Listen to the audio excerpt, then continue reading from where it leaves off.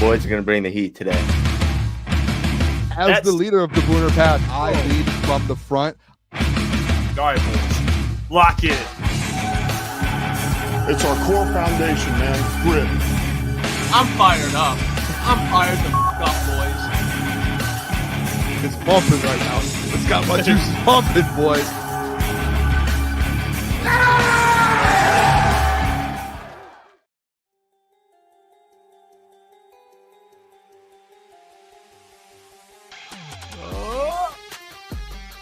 All right, we're back. Appreciate everyone for tuning in. No way. Hey, Boone had some last minute mic, the stand problems. You're holding my whole thing, it just fell off, so I'm holding my mic. It's just like we're about to go live, and it just like I don't know if it snapped or what happened, but I guess I'm holding my mic for the show. I could fix it, but it just take me too long. I think it'll take me like 5 minutes, and hey, let's just push through the show. I'll fix it after the show. Figure it out. I think I need to order a new one anyway, so I'll figure that out. Hey, battling some adversity, or hey, maybe the Ohio State will have to battle some adversity. I don't. Hey, Klotzy, huh? Your favorite running back, Quinshon Judkins, 9-yard scamper to fall in the end. That's your favorite running back for the draft? No, I like Travion more. Jeff hates Quinshon. Jeff bet on him one time and can't stand him. Yeah, but I was with Jeff. We were out to eat, and we had a parlay on him, and we just needed him like 40 yards. I think he got like 25. Or no, he needed a touchdown, I think. He's 2 yards in a cloud of dust. That's what he does every time he gets the ball. He's got a good high ceiling, but it's tough. I don't know why, too. By the way, I don't know why he left Ole Miss. He should have just stayed at Ole Miss. They would have been with him. And you know what Ohio State's about to do, Boone? And they're not going to win a natty. Texas marched up the field. Do we need to rewind at the beginning of the Penn State Notre Dame game yesterday? Klotz, do you want to? Are you? Wait a second. Wait, no, time out. Are you serious right now? I promise you. Did you not understand what I was doing? Oh, then don't say the J. Get out of here. Wait. There was people in the chat. There was people in the chat who understood what I was doing. I was jinxing you. I was trying to turn the tide. Oh no. Yeah. Okay. Sure. I'll put that on my life, on my mom. That in my mind the whole time. I literally was congratulating you before the Penn State game just started. I was like, "Hey, congratulations!" Trying to jinx the whole reverse psychology. Yeah, that's literally all it was. I did not. So this is live, realizing that you actually thought I was serious. I would never congratulate you for a national championship for Ohio State. First of all, I was trying to, and really, even though it worked in my mind so well. Huh? No, even though I did 3 last year, huh? It worked in my mind so well because you were just like accepting it. You were like, oh, you were like basically saying, "Yep, we're gonna win it," which to me was like that's what I wanted. I wanted you to jinx them. And you did it. So, like, if they lose tonight, I'll go back and clip that. Well, and it was you basically just being like, "Yep, we already won." Here's the jinx. Whenever I'm going to go out on a high note. Whenever I say Ohio State's going to lose, did in the regular season when they played Oregon. What happened? Lost. It's tough because you're going to have to be wrong today. The only time I've picked against the Buckeyes and it worked against my favor was this year against Michigan. Last year, said they were going to lose. They're going to lose. They can't do it, Brian. The year before, they couldn't do it. I thought this was the year. Every time I say Ohio State's going to lose, they lose. Every time I say Ohio State's going to win, they win. That's wrong because you literally have a couple games ago, the Michigan game, you said they were going to win. That's literally what I just brought up. I know, but you're like saying you literally just said every time. Like, no, it's not every time. So you're all right. So you hit going swing back and miss. on my history. I guess I could have 1 or 2 losses, but my okay, hit rate there we with go. Ohio That's State that's would how be it around works. 98% if I had to guess. There we go. I'm just happy that yesterday you basically admitted that it was over for the season. That was all I wanted yesterday. I didn't realize we're watching. You the thought I national was serious right now. I didn't realize you thought it was serious. He said, "I didn't realize you thought it was serious." He said we're watching the national championship right now. Huh? Texas, Ohio State. Yeah. You can't. After last night, that was just a shit fest. Like that was another one where it's like if you're the committee, you got to look at that game. Notre Dame, I don't really have that much of an issue for, but they started off so slow too. Like last night finished as a good game, but it was just ugly to watch. Like I think problem with both of those teams. If Texas pulls out the win tonight, like I think Texas rolls Notre Dame. The problem with both of those teams in like the 2 semifinal games is like Texas, Ohio State, 2 teams that air the ball out. They do have running backs, obviously, but 2 teams that can throw the rock and 2 quarterbacks that can throw it. Notre Dame and Penn State was just 2 teams that just run the rock. So it was like you're in a situation like they get they still can throw it, but like you saw Penn State, they had 0 receptions and 0 targets to their wide receivers. It was just tight ends and running the ball. And it's the same thing kind of with Notre Dame. Is Ryan Leonard, he can throw and he's good, but they rely on him running the ball and they rely on their running back running the ball. Like that's the way they play football. So like whoever gets the national champ, it might actually be a better national championship game, even if Texas and whoever's in there, just because it's just 2 different football teams and they're gonna like someone's got to play down. Someone like Ohio State or Texas is gonna have to run the ball and slow the game. You know what I mean? Or speed it up, and the other one's going to have to speed it up with them. So it might actually end up being like a decent football game here, boys. Yeah. Texas is playing well right now. Two possessions. They've marched down the field. They just went for it on 4th down. The first possession didn't get it, but they're moving the ball. They are. On that defense, Klotz? This is where like Michigan Ohio did it State's for a little defense bit. is now apparently bad now. Top 5 defense in the country. Texas got some pieces.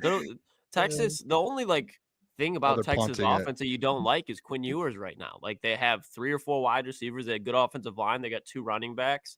Defensively, they're a top 5 defense in the nation as well. It's just Quinn Ewers has looked so shaky. If Quinn Ewers can like turn it on for a full game, then Texas is just as good, if not better, than Ohio State. But I don't think that's the case tonight. Not against that defense. Would it be a Mickey Mouse ring if they win it? Or is this a Mickey Mouse ring? Or no? I'm sure a lot of Ohio State fans say no. I say it's obviously a national championship win, but it's just it shouldn't feel how national championship should feel. Like there's still like a blemish on that year.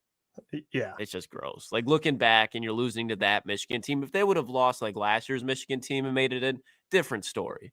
But right. the Sharon Moore team of this year, not a chance. Not a chance. It's just a different season. Hey, Mike punting again after they get past the 50. Mike Reed says, "Bring on Vikings fans! Always hating on this badass Lions team. They hate us because they ain't us. Crunch time. What's up, fellas? Go Lions!" Mike Reed. Appreciate you, man. Thanks for the $5. Muted Boone. Yeah, Boone, you're my bad. Shout out Mike Reed, man. I muted myself so I can fix my mic and you guys don't have to hear it all, but I'm good to go. All right, there you go. Matt says the similarities between Ohio State and the Detroit Lions is kind of crazy if you take a step back and compare them. Not at Take all. that off the I don't see it. What? Come on. No, I mean, the Lions' best offensive line in the league. Ohio State has 3 of their best offensive linemen out. Defensively, that's probably their strength, not offensively. I mean, I guess you got good running back duo, got 2 very good wide receivers, but like even Will Howard and Jared Goff, don't say that. Don't say that. Well, Howard. Hey, Carson back. He's not going to Ohio State. He's going to Miami. Going to Miami. I said it yesterday. He was going to go play with his girlfriend. Well, not play with his. Oh, maybe he will, but yeah. You know what I'm saying. Yeah. You know what I'm saying. She plays there. So he went there. An interesting situation. Carson Beck taking over for Cam Ward. Yeah, it's going to be a drop off. No Restrepo there either. There was Restrepo as a dog. Yeah. I mean, I'm curious. I don't have the game on, but I'll be checking it out throughout the game. I know you mentioned the Jeremiah Smith TD. Has he caught a ball yet? I'm not sure. This is I hate this so much that we're just talking Ohio State. It's like the mad. Yeah, he has 0 catches so far. Ibuka has 3. Who cares?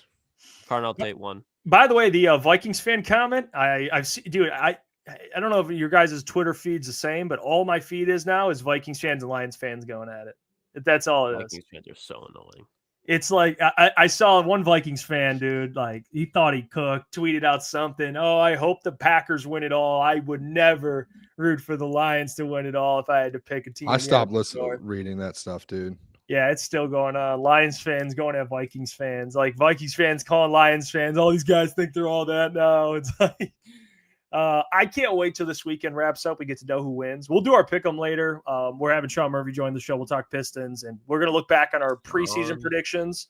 So we got a lot of things to get to. We'll talk more about the matchups and everything. But yeah, just looking at the slate this weekend.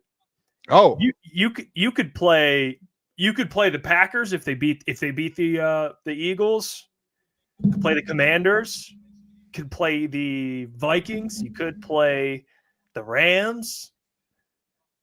Did you say the Eagles? No, I said the Packers, right? Yeah, Okay. the 7th seed could play them. I just want to know. Play essentially everybody but what the Eagles, and Bucks. Yeah, and the Bucks. Yep. And the Bucks. So we'll find out more this weekend. But we found out today who made the all pro team, first team, second team. And I know we talked about who we thought would make the team. We did our first team, second team. We kind of did how many guys what we thought would make in totality. Me and you, Klotz, thought Brian Branch would make it. He did not make it. Mm-hmm. So that was the 6th. There's 5. Okay. And I'll go through all 5. We have the graphic here that we posted on our Twitter, and they're all, honestly, the 5 that made it, all deserving. Honestly, the Jack Fox one I was not shocked because of his talent, but like the fact that he can make it. First team too. Yeah. The fact that he can make it, despite the Lions being a team that goes for it the most, it's pretty impressive. But here's the 4 teams that made the first team. All Pro: Kirby Joseph, Amon-Ra St. Brown, Penei Sewell, and Jack Fox. Yeah. And Kirby Joseph, no Pro Bowl appearance, but all Pro appearance. First team, and he got 37 of like the 50 first place votes. So yeah, I think he got the most votes out of any safeties. So he was like the number 1 voted safety in the NFL. How does that make sense? I don't know. Remember last year, Amon-Ra St. Brown as well voted to the All Pro team, no Pro Bowl. And you know what's crazy too? Vice versa. The other way around, Brian Branch, Pro Bowler, not on the All Pro team. So it's just like the NFL, they can't figure out their awards, the All Pro to Pro Bowl to this and that. It's probably one of the craziest things and storylines I think in the NFL when you look at it. Like, yes, and you know what I hate too? The people online where it's like, hey, this doesn't matter. So, like, obviously, like the Super Bowl is the end goal. Like, I think everyone knows that. But like these teams, like again, you get paid off of All Pro teams. Like you get bonuses off of Pro Bowl teams. Like, right. Obviously, the Pro Bowl you don't get as much, but All Pro teams like. Kirby's about to get an extension. Guess what? He's probably going to get more now because he's an all-pro, first team all-pro safety. And that extension is going to be able to look a lot different. So these guys like want this. And it's probably the same for Brian Branch to where, he gets all-pro this year, which he should be. His extension next year, he's actually able to get paid a little bit more. So like there are things that's what I hate. It's like you have to have these conversations. Like, yes, I would hope everyone knows the Super Bowl is the end goal. But obviously, like you can still talk about it, and it's crazy that some of these guys didn't get voted in. I do think they got it right. Like, obviously, Brian Branch should have been a Pro Bowler or an All-Pro player, but I do think they got the first team right with Kirby, Amon-Ra, Penei, and Jack. Like those guys all deserved first team. I honestly, I thought some of them when we did it the other day, I thought some might get second. But I think Jack Fox, I thought he was going to get like second team because you said, Jeff, but I think that's perfect. Like those guys well deserved for all of them. Amon-Ra, there was no way in this world that he should not have been a first team all pro player. Like he had an insane season. Like, I saw some votes and some other teams in PFF. They had Justin Jefferson over him. They had other guys. Like I gave you guys the stats last week.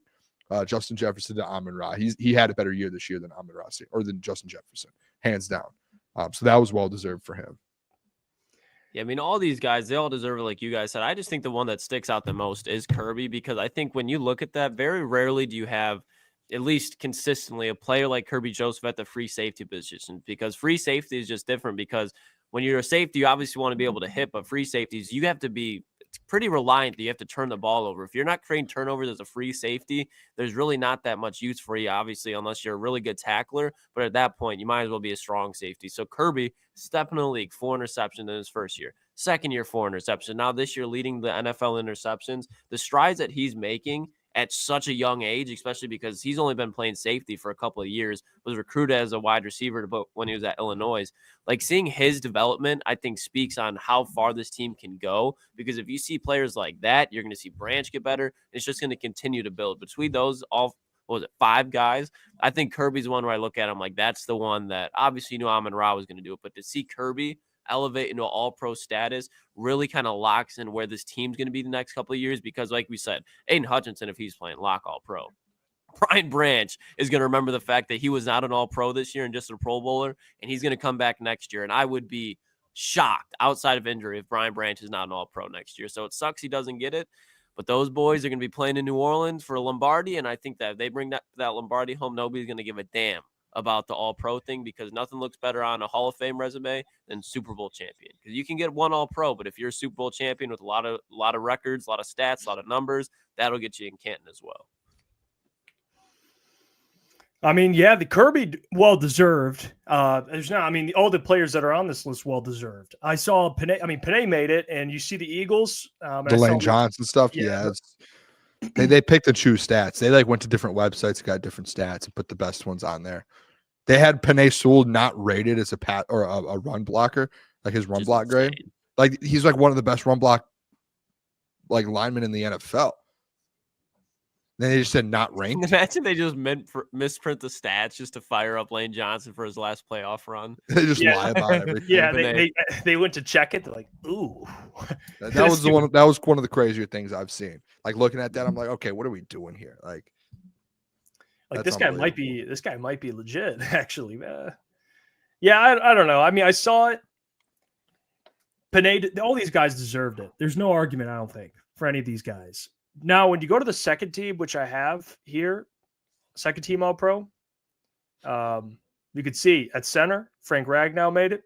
Well-deserved. Back-to-back All-Pros for the big fella. And then you go down to safety, and Kyle Hamilton and Budda Baker made it over Brian. Budda Baker, to me, is just I could be wrong, but the Budda Baker thing, I mean, he made it last year, too, and I compared him and Brian Branch's stats. I think it was Budda. I could be wrong. Was it Budda? We did this little Winfield. Was it Antoine? No, we did a little exercise last year, and I put both of the stats side by side, and Brian Branch had better stats than that guy, and I think it might have been Budda Baker. And now again for another year, Budda Baker gets it over him, and he got even better. It's ridiculous, to be honest. It's crazy. Well, Matt says Branch kind of struggling late in the season, so I'm okay with him not getting All-Pro. What do you guys make of Brian Branch? I understand, but I think that's where context matters too, especially if you're going to go looking at numbers. And the only thing that Budda does that jumps out to you that he has higher his number than Brian Branch is in tackles. And if you think about the Arizona Cardinals compared to the Detroit Lions, like think about the game flow of the game. Both these guys are safeties. Safeties are going to make more tackles when the teams are running the ball. If you have a team that's trailing more, which is the Detroit Lions circumstance, they're going to be throwing the ball more. So when you look at it, Brian Branch still had 100-plus tackles, misses very few tackles, is forcing fumbles. Budda Baker does those things, but what has Budda Baker not done this year? Intercept the ball, create legitimate turnovers to give that ball back to your offense. I'm sure if Budda Baker had 3 or 4 interceptions, the Arizona Cardinals would have 1 or 2 more wins on their schedule, but that's not the case. Budda Baker, don't get me wrong, great player, but I think at this point, it's kind of just hanging on to, that's Budda Baker, All-Pro him. He's instantly better than Brian Branch because that's Budda Baker. But if you watch both these players play, again, Budda Baker is great. I couldn't tell you, especially like in man coverage, Budda Baker is not the safety that Brian Branch is. Budda Baker is very good, but Brian Branch, outside of Kyle Hamilton and maybe Jesse Bates, the most complete safety in the NFL. And I think that does matter. If you're going to just look up stats, I still don't think that Budda Baker clears it because the only thing he has, like I said, is tackles. And a lot of tackles. But again, Brian Branch is in a position where the other team's throwing the ball more and they're keeping the ball away from him. They're trying to take shots on the field, and Kirby Joseph is picking them off. So I think Brian, excellent player, top 4 safety in the NFL. In my opinion, probably top 2 safety in the NFL. I don't agree with Budda being over it. I do think he kind of declined later in the year, like we just brought up. But I don't think that's Brian Branch's fault. I think if you look on the outside, Carlton Davis got hurt on the defensive line. We went through the injuries. Anzo. Brian Branch has had to play in multiple positions, and he's been elite all year. There's been games where he struggles, but he bounces back. And in the games where he struggles, he looks like a good NFL player instead of a great one. So Brian Branch, I guess there could be built-in excuses, but that man's still an All-Pro in my mind. What do you think, Boone? Go ahead. No, I went before Klotz. I talked about him before Klotz. Yeah, I mean, I think Klotz, he hit it in the nail on the head. I already kind of gave my thoughts on the whole. Yeah, I want to make sure you guys had the opinion because I made a video about this today, and it just doesn't make sense to me at all. And I made a reel as well. And I don't get, is the All-Pro? Are we trying to reward the best players? That's what I would ask. If we're trying to reward the best players, then Brian Branch should have made the list. Like even the comment, shout out to Matt, over the last couple of games, him struggling. It's like, dude, we cannot leave out a majority of the season where he was unquestionably one of the best safeties in the National Football League. Like statistically, he blows out Budda Baker on every category but solo tackles. So unless all pro is dictated by solo tackles, what are we doing? And the guy's top 5 in a category. What category is Budda Baker top 5 in? I mean, Brian's top 5 in pass deflections, hands on the football. It's like, that's like one of the most important categories for especially a strong safety. He's not a free safety. He plays at nickel too. He's versatile. But it doesn't make sense to me. It does not make sense. Well, what happened, Klossy? What's going on? Texas fumbled for a second. I'm a little. Oh, dude, you did that. I was like, I don't have cable down here. I gotta. I was just saying you're like 5 minutes behind because you did that. I was like, oh, what happened? But that threw me off. I think it's ridiculous, man. I don't get it. I really don't. And I feel bad for Brian Branch because he had a great year. I mean, 4 picks, 16 pass deflections. Like, what do you want him to do? Like, lead the league in picks now? Like, is that the teammate doing that? It's kind of hard. And he's got a teammate doing it, which it should be harder for him. And he's got 4 picks still. Like, I don't know. To me, it's just at this point, like, again, and I said I don't like when people are just like, all that matters is Super Bowl. Like, yeah, that is like, but like for Branch, he's going to be an All-Pro next year. Like going forward in his career, like he's going to be an All-Pro, and like I'm sure he's going to get the respect. Like you've seen other guys get especially on the Lions, get snubbed. And it's just like sometimes around the league, some voters don't give the Lions respect. You are starting to see it a little more. Like the Lions got 6 guys on the All-Pro team total, first and second team. That's the most in the NFL, tied with like the Ravens and another team. But like they're tied for the most players on an All-Pro team. If they get Brian Branch, which they should have, they have the most All-Pro players in the NFL. So like that's still like, to me, it's like, okay, next year he's probably getting it. Like he's going to be an All-Pro, and you're probably going to have him and Kirby both on this team next year, and they won't be able to take him off. And that just be, year 3. I mean, he's in year 2, boys. Like he has a long career ahead of himself where he's going to get more. I'm with you guys though. Like all the stats, if you're looking like, hey, best safeties in the NFL, he's up. He's top 4 right now in the NFL, and Kirby's top 4 as well. So you have to throw him in there at that position. So it's I don't know. It's whatever at that point. That's how I look at it. As much for Brian Branch, at least. I mean, I don't know. I want to add too. Also, I saw that Ben Johnson had his interview today. Gibbs. There's a lot of Patriots fans that I've seen on Twitter. They want Ben Johnson. They want him back. I would love to be like a fly on the wall of that interview and just see how Ben interviews and like how he does. I would love to see that. I think Ben might be he might be higher on that list than we think he is. Like, I think we just booked the job to Mike Vrabel, but I think it's close. I think they're going to really decide between those 2 guys. I don't think it's like, oh, we're just going to hire Ben, feel it out, we'll hire Vrabel. Like, I think Ben's got a shot at getting this job. A large shot. What do you think long-term from the Patriots is the smarter move? Ben Johnson. Yeah, I agree. I saw someone tweet out today. I can't remember who it was. If someone knows, someone tweeted out, was like, Ben Johnson's basically like the number 1 overall pick of this coach. Like, if you're looking at it, this is like a draft. Like, he's like 1-1. Like, he's like last year's Caleb Williams, where it's like you want him. And like anyone, so like I do think I'm starting to feel that way a little too, Jeff, with the Patriots, where if he's like sitting there, like he interviews for them and they offer to him, he's gonna be like, yeah, obviously I'll take this job. And it's like maybe we did put too much on the Vrabes thing, because Vrabel, like defensively, he's from I don't know if you guys saw the thing. I saw it, like he changed his profile picture. He changed it. Klotz is looking at me like he tried to tell. He did try to. What are we doing? When I brought this up yesterday, no. This is where you have to take a step back and think about this. We both, me and Jeff, both said that is the ideal job, but Vrabes and Vrabes, like you basically agreed with Vrabes. The thing that was brought up was if I'm Ben Johnson, there's no victory. I would go to New England, and I was responding. Yeah, we all said that. You're acting like this. I said it a week ago.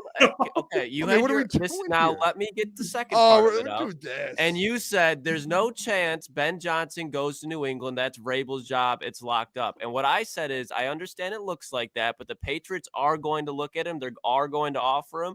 I think towards the end of the season, especially Super Bowl run, Patriots aren't going to hire Vrabel before the Detroit Lions finish the Super Bowl. So for it to be locked up before they interview Ben, I thought was a little bit not what's going to happen. I don't think that's going to be the case. And I think that if Ben Johnson, to your point, gets offered the job, he would take that. Even if Mike Vrabel is like, I agree with you guys. Long term, I think Ben's a smart option. I think Robert Kraft understands that as well. Mike Vrabel, you're not going to go wrong, but we did like talk about it yesterday. I was like, I don't think Ben to New England's dead.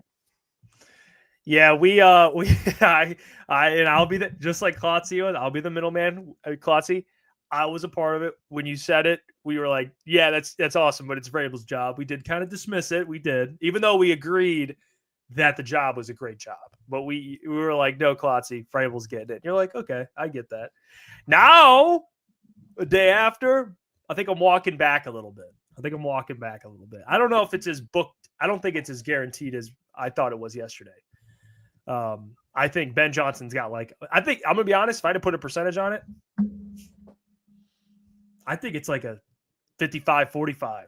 I think we're at that, in my opinion. Like I'd give the 55 to Vrabel, but I think Ben's right there. Yeah, got a fighting chance. Like yesterday, I would have said like 80, like 70-30, 80-20, kind of Mike Vrabel. Now I'm backed off of that. I think he's got a real shot. Vrabel, I think Patriots would be great for him, but I also think like when I look at Vrabel, I think he's exactly what like the Raiders need as well. Like you can't just have some new timer head coach, a guy that has no success, hop in that division. Tom Brady, Harbaugh, Sean Payton, and they just need a culture rebuild, and that's what it was in Tennessee. And I think if you can get him a GM, he'll be able. Defensive coach, I know, I really do not care. I think especially like guys like Aaron Glenn, it's important to realize analytics and numbers and all that stuff, but I think it's even more vital to have a feel on your locker room and know what your players are good at rather than what this player is good at on first down and third down and fourth down. And let's run that play because analytics tell you. I think when you look at the Lions, when you look at the Chiefs, when you look at a lot of these teams, even the Eagles, when they start doing the tush push, like when you understand what your players are doing and you have a feel in that locker room, sometimes that's better to have than the offensive wizard that listens to all the analytics and has good play calls. And I think that's what like the Raiders, the Bears, the Saints, that's what they need. So be interesting though, boys. I could see Vrabel in Vegas for sure. I didn't think about that. The Brady thing. Brady would love Vrabel. They would also love Ben Johnson. I feel like they're competing for like similar jobs, Vrabel and Ben Johnson. At least that's what it comes off as. Because the Raiders, they probably love Ben Johnson too. So I don't know. It's something to keep an eye on. Finish up the interview there. No Aaron Glenn, obviously, with the Patriots. He said no thanks, but I just hate this. I hate trying to accept this reality. I just do. I hate it. I hate trying to accept the reality that Ben Johnson's going to leave. It sucks.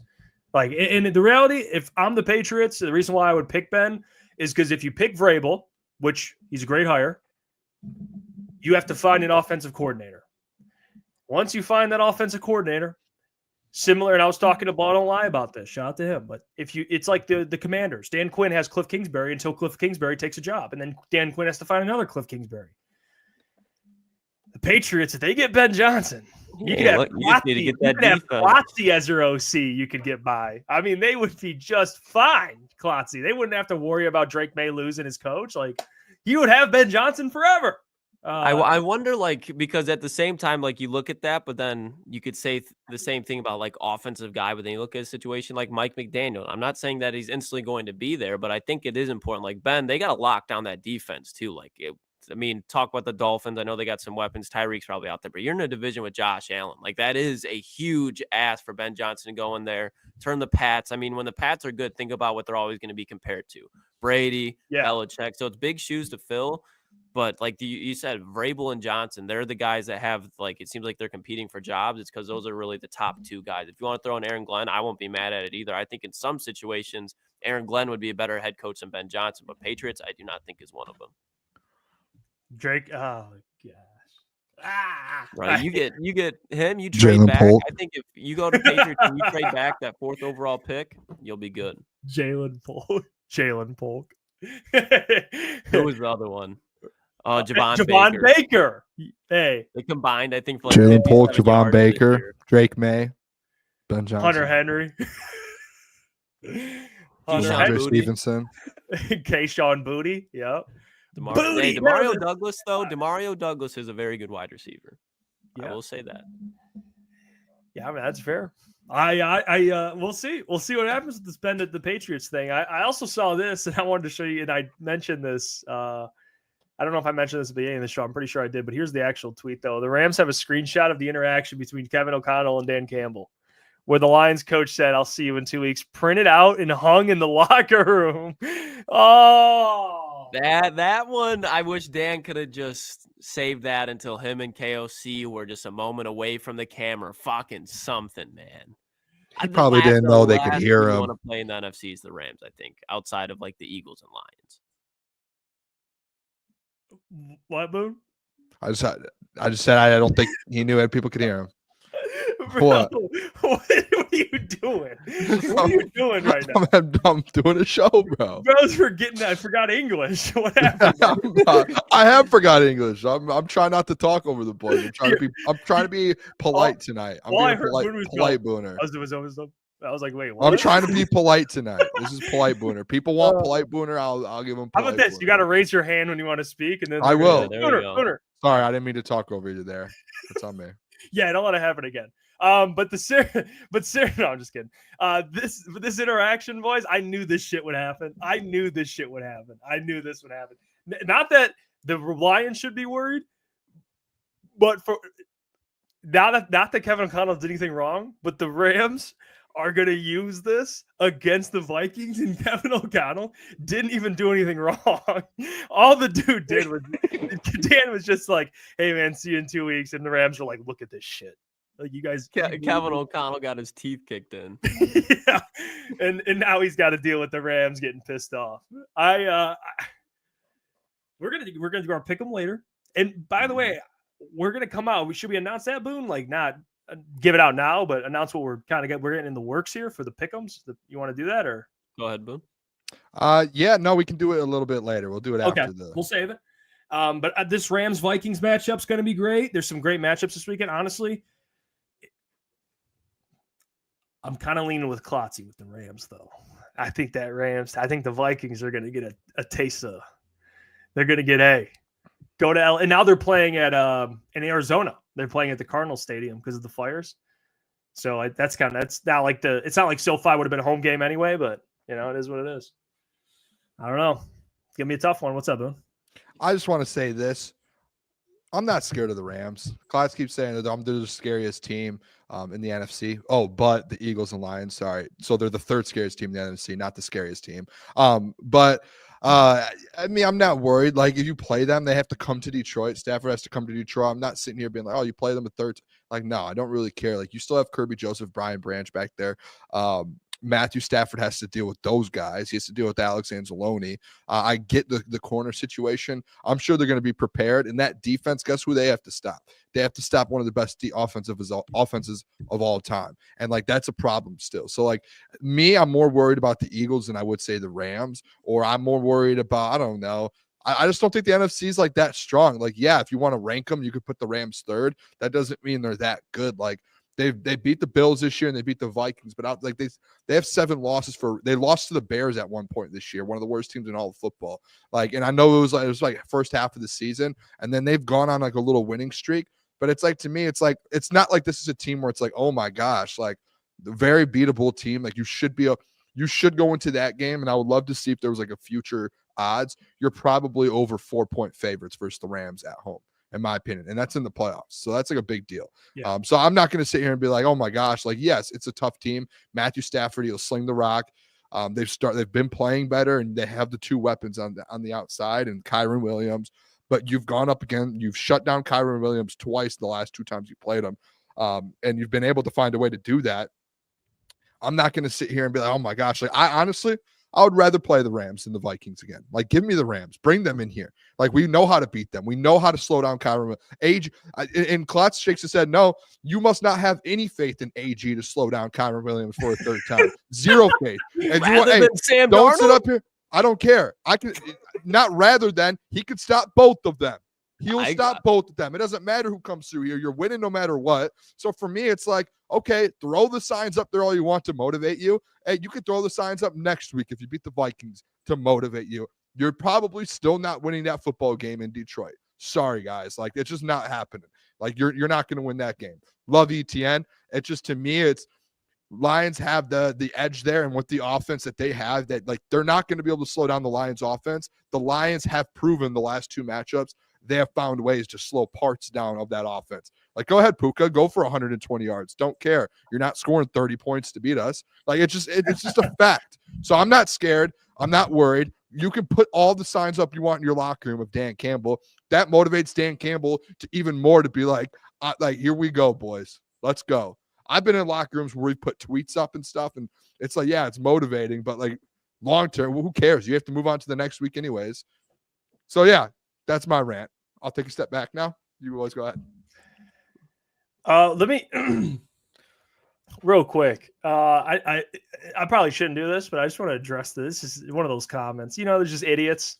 Suspenseful habits. Jeff laughing about the fire shows. Let me please make something very clear. What'd you laugh at? No one is laughing about the fires. What I was laughing about is how the Rams, no matter where they play, will not have home field advantage because their fans don't show up.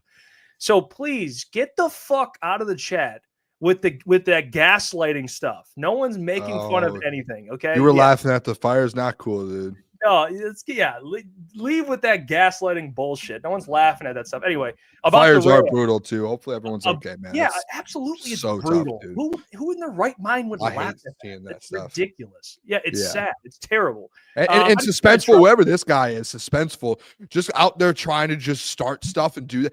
Who do you think you are? I don't care if you're watching this or not. Like, just quit trying. What are you doing there, dude? Obviously, it's a lot going on there. Let's not try to cancel people, bring people down. It's a loser mentality. It is. Well, speaking of loser mentality, you're out of the chat at that point. I appreciate you not having a loser mentality, Boone, because you're confident they'll beat anyone.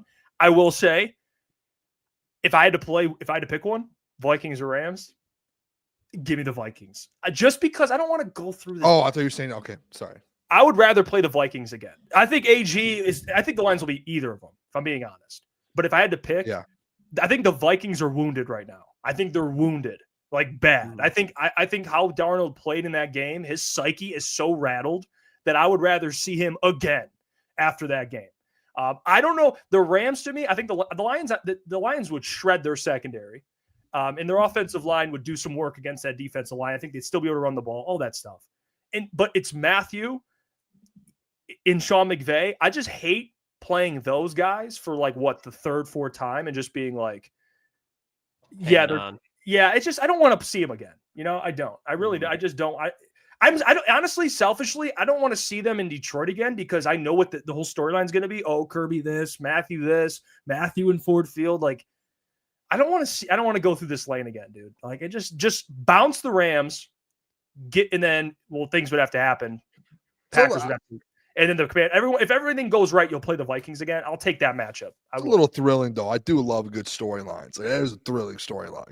Even if it's a third time, I'm like, I love the Doc. Like, Doc said he'll like it. He would love it. Yeah, like Kelly Stafford coming back potentially. Like, I love it. Like, especially with all the stuff happened with that Vikings game with the girlfriends or the wives and that. Like, dude, the Kelly Stafford thing coming back. Like, I hope she comes back in the stands. You know what, too? And you know why? I don't know why Kelly's never done this. Like, when she comes back, she should get in the suite and she should give everyone the bird and get like a nice picture from behind of fans looking at her and her giving Lions fans the bird. Like, play into it a little bit. Like, that would be sick, I think.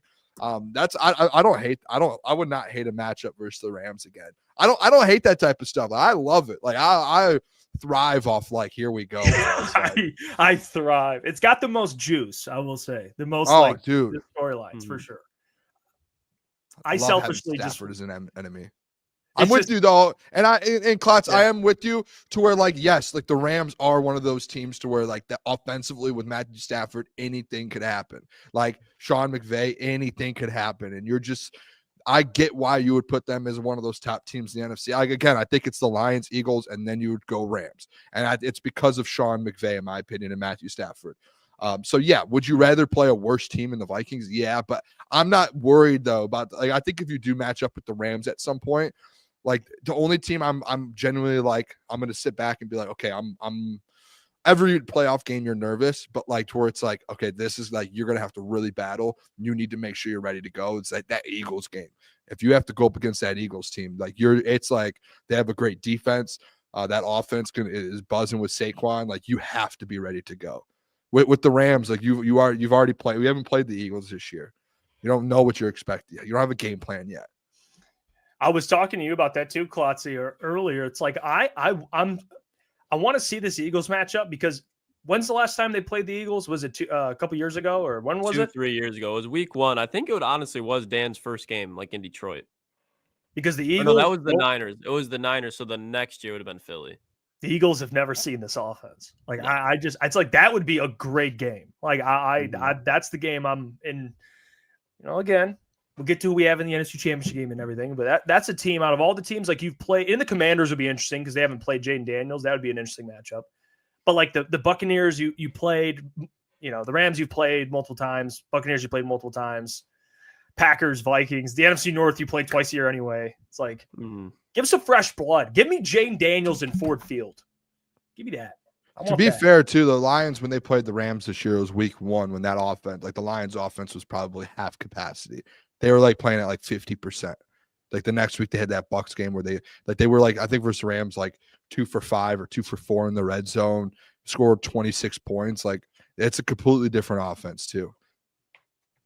I think in that game, I was talking to ETN earlier. He was telling me in that game, he's like, and I did forget, I think Jonah Jackson was out that game. I thought he started at center. Or he played center. Yeah, because they had injuries on their offensive line. And so and then Puka left like at the beginning of the second. So they could pull that. They could be like, oh, well, we didn't have our offensive line and Puka or Cooper Kupp and all this stuff. But the Lions are Cooper Kupp did go off because he was the only weapon they had. And they're gonna go off. If they play, they're gonna have yards. Like they're gonna put up a ton of yards, man. Yeah, that's just how it is. But I think the team that would crumble in Ford Field, I would go Commanders out of all the teams. I would take the Commanders just because Jaden Daniels. I mean, that man's a rookie. You're gonna throw him in Ford Field. Like you have the Commanders who have one of the worst run defenses in the league. Like, dude, they're gonna get run all over, and Jaden Daniels is gonna be like. I think he could keep him in it because he's mobile, but eventually that he would just be overwhelmed, just like any rookie would in a playoff environment at Ford Field. So I would probably go for fresh blood and preference. I would probably go Commanders if I had to pick the Lions to play someone. The team I don't really Packers too. I'd take Jordan Love's been playing. He's been playing, and they don't have Christian Watson. He had 100. Didn't he have like 100 yards against the Lions too? Christian Watson, and he's out. At Ford Field. I think he might have in Green Bay. I think at Ford Field he might have like 40, but he's out for the year, so they're hurt. So I mean, we'll see. Could be a lot of different matchups we could see. This comment, we'll get to it later. When Bills lose to the Broncos, it's going to be a couple shots of top shelf tequila. I promise you. A tour. Save that tequila for a Lions Super Bowl or something, man. You don't need to. The Broncos, I think the Broncos are like 9.5-point underdogs in that game. I mean, they should be. They're not winning that game. Like it shouldn't be a touchdown game. You got a rookie quarterback going into probably one of the top 3 toughest playoff atmospheres against an MVP candidate.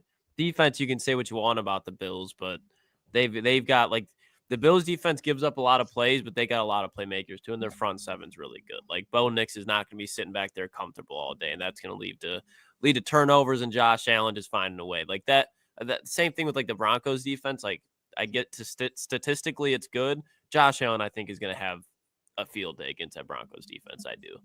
Hey, shout out Josh. Josh is Klotz in here doing the show while his college team is in the damn Final Four at the same time. Love your commitment to the show, fellas. I got it propped up. I ain't missing it. I got it propped up. I saw JTT go down, dude. He's hurt. He's walking. Is it his ankle? It looks like. I don't know. He's fucking huge. Their wide receiver, the Texas start, their wide receiver, Golden, got hurt. He's in the locker room. I bet on him anytime touchdown. The man's in the locker room right now. They can't do anything offensively anymore. It's over. Mike Carr says, give me Green Bay or Washington, then Stafford in the NFC Championship game. Mm-hmm. Don't do that. Don't do that little. Don't you do that? But that would be oh my god. That would be like. I do not want that. Like I want all of that. The storylines though, Klaus. I want all of that. I would love to send Matthew Stafford home with a chance with the Super Bowl on the line. I would love Jared Goff for Sean McVay. I would love for Jared Goff to look across the field with the confetti coming down at Sean McVay and Matthew Stafford. Stafford having to walk off the field with confetti. Imagine Stafford off of Ford Field. He has confetti on him, and he's just walking off with the blue and silver confetti, and he's wearing a Rams shirt. And he's like, I just got to see the Lions clinch their ticket to the Super Bowl. That's like a dream, dude. Give me the Eagles. Give me the Eagles if it's an NFC Championship game. You would rather play the Eagles over the Rams in the NFC Championship game is crazy. They're a I think- 100 times better team. I think on paper wise, absolutely, but I think the Rams give the Lions. I think matchup wise, I think they give the Lions more of a hard time than the Eagles do.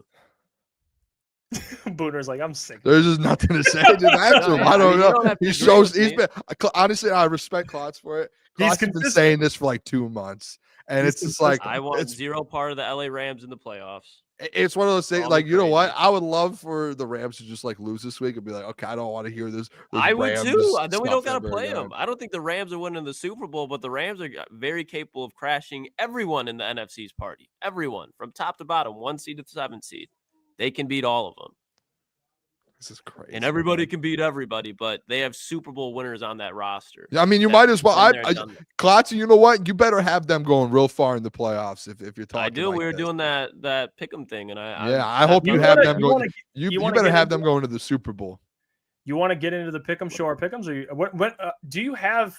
I sent you mine. Do you have our takes from before the season? Oh yeah. What I'll do is we could just read them. I guess we could put them up on. It's up to you guys. I don't know if you guys. No, you want can them? read them. I mean, it depends. Is it worth putting up, you think, or you just want to go through them and say what we got wrong? Because I would love to know. Or right, whatever. I can. Let me get them and send them to you real quick. Because I want to see, and then we'll get into our actual bracket. But I want to see what we got as a playoff. So because mine, I know, I had some tough ones. Yeah, hold up. Just give me a sec. I'm gonna. Yeah, those Jags in the playoffs, whew, couldn't be far from it. They could. The Jags Colts beef was just I wouldn't even say mid off. Like that was just the worst war to ever have. Yeah, I think there was a point in that beef where we all looked at each other and said, like, what are we doing? The Jags versus the Colts? Because it was like it took over our summer outside of the Lions. it was a mid off. I think we all looked at each other. I think it hit a point where it was like, why are we even arguing the Jags Colts? There's no right point now? to it. I'm about to see. I'm gonna get mine from my playoff bracket because I forgot to get a actual photo of it. Which one? I'm about to send you over the ones from the preseason. Okay, I got to get mine. This from this year. The pigskin, whatever it is. Pigskin Yeah. So pick'em. for the people, we are gonna have. They have a bracket challenge on ESPN, and we created a thing. So we'll send you guys. We'll put the link in the chat after we show you guys ours, and then once we show you guys ours, we'll give everyone the group, and everyone can join the group, and everyone will be able to do their own bracket. You just have to have it in by I think tomorrow morning. I think the first game. I don't know what time the first game is, but before the first game. Yeah, that's tomorrow. So as long as you get it in, should be fine. Man. But I'm gonna grab mine here now. Oh gosh. All right. By the way, I think you misread. There's a part in this for the tiebreaker, Boone. I think you misread it. I was checking yours. It asked you how many points would be scored in the entire playoffs, and I think. I had could go. clue how to get. I thought it was the final game. I put 52. So for the whole playoff. Bro, I put 500. I was like, I don't even know how to compute this. Oh, I did math, dude. I would was do like the fine. average is probably like 44, 45 in the NFL with how many games? I did. Yeah. I knew my I'm not math saying. wasn't Actually, I'm close. not saying what I did because then you'll know the tiebreaker. You'll know what I got. So I'm not. Well, Doing I'm going to go and change it anyway. So it's all good. I think you can make changes to it before the games lock in. So I'll go edit it. All right. So I got our preseason predictions. I'm gonna pop up what we all had, and then we'll get into our actual updated playoff bracket. Okay. I'll say this too. These predictions, we have all had some good predictions and we all had some tough ones. I think it was pretty across the board to where I think everyone made a couple big bold ones and they hit, and then some people made some that were like, and they didn't hit. So I think it was kind of cool. It was cool to see. All right, I'm just gonna rip the Band-Aid off. We're just gonna get mine out the way. Let's just do this first. I'll just so that way people forget mine first. So here's what I had in this year's playoffs. So I had so AFC, I had the Chiefs winning their division, which they did, which that was congrats. Come on now. That's the easy one. The Bengals. It's funny. I struggled with this one I remember this day. I was like, Bengals, Ravens, Bengals, Ravens, Bengals, Ravens. And then I was eventually like, Bengals. And then I got it wrong. So that, hey, when the lesson learned there is don't overthink this shit. All right. I messed up, picked the Bengals. You know what happened there? The Jets, terrible. Terrible, terrible, terrible, terrible. I should have never had faith in Aaron Rodgers to win that division. That was on me. Boone, you were right. I'll say it 1,000 times. You're right. I should have picked the best quarterback. I went against my own philosophy, and I tried to go against Boone, and didn't work out. So the Jets, that was awful. The Texans, they limped into that. I mean, that division's terrible. So, I mean, they're not as good as Who'd you have at 7? I can't really see the numbers. Let me see. 7, the Miami Dolphins, which, I mean, they almost got in. They were fighting. But hold on, man picked the Bills to finish 3rd in that division. We didn't get to my my best one, the Jags. Yeah, making the AFC playoffs. Trevor Lawrence, Mac Jones. Trevor Lawrence getting that MVP vote, making the playoffs. That was a parlay. That was awful. All right, my NFC teams: Detroit, Philly. Okay, Rams. Okay, I had 3 for 3. Yep. The Falcons. Okay, so Kirk Cousins. Yeah. Yep. Found out about Kirk Cousins. Michael Penix couldn't do it. They had a chance at the end, couldn't do it. The 49ers, awful. Absolutely awful. Green Bay, I think I was a seed. I was a seed off. I think I had them at 6. You got them in the wild card, though. I think that's all that matters, to be honest. Okay, I had them in the wild card. Tampa, yeah, well, they won I should have had them winning their division. So got that one wrong as well. The Commanders. That would be the team I did not have. Yeah. And I think that's it, right? Vikings. Vikings. Commanders and Vikings. Thank you. Which I don't think any of us would have had. So Commanders and Vikings, you know what? Tough right there. But hey, I think your NFC was good. Like, I think you did it. You missed 2. Your AFC is the one where it was tough. I even looked at Gentry's, and I think you guys had the same AFC. I think you guys went like 3 for 7 in the AFC, which that's not even division. That's just like the full AFC. So the AFC was tough this year to predict, but the NFC, you did a good job. And the Rams one, I think, like, out of anything, like, to say they're going to win the division before the season, especially the way the 49. Yeah, that's crazy. They even look back and be like, oh yeah, the Rams. Like, that's a big shot to call. Yeah, the 49ers going through all that crap helped me out. For sure. But the Rams, they caught it early. I was like, oh God, this is terrible. The Cardinals might win it. None of us had the Cardinals. Oh, the Seahawks. But let's get to yours, Klotz. All right, boys. So here's mine. We'll start off. I think all of us had the Chiefs being the number 1.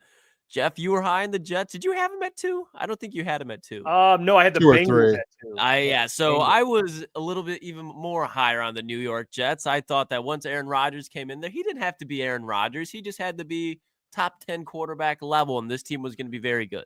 Not the case. Woody Johnson absolutely burnt his organization to hell. You fired Robert Saleh in week 5, all the changes going on there. It's an absolute waste of talent, but the Jets are going to Jets. Like you said, Jeff, we try to be cute there. We try to make a bold prediction, thinking something would happen, and it blew up right in front of our face. So the New York Jets, I had winning the AFC East. Like Jeff said, Booner, you are absolutely right. That's Josh Allen's division. It will be for a very long time. No one's touching that. Number 3, though, I did have the Ravens. I was fighting. I was fighting to have the Bengals as the winner. Thank God I didn't. But the Ravens, they were just a team that you knew Lamar was going to have a good year. Derrick Henry joined them. That was my main reason. I think between Lamar and Derrick Henry, that was going to be the biggest rushing duo in the NFL this year.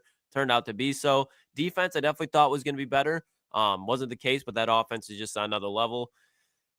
Then the ugly one, boys. The one that I put all my marbles in for. The one that I thought I'm going to put this wizard hat on, and it's going to be right. Shane Steichen, Josh Downs, Alec Pierce, Jonathan Taylor. That was going to be enough to make Anthony Richardson a serviceable quarterback. And guys, fellas, I'm sorry. I talked about the Colts so much. I thought these guys were going to make me look so smart. So smart, because that division was ass. It was bad. That division was terrible. But so were the Colts. It seemed like Joe Flacco got a little life in him for a little bit. Anthony Richardson could help him beat the Patriots. But this team is so far away. And it wasn't like I thought Anthony Richardson was going to have an MVP caliber season. I just thought he had to be all right.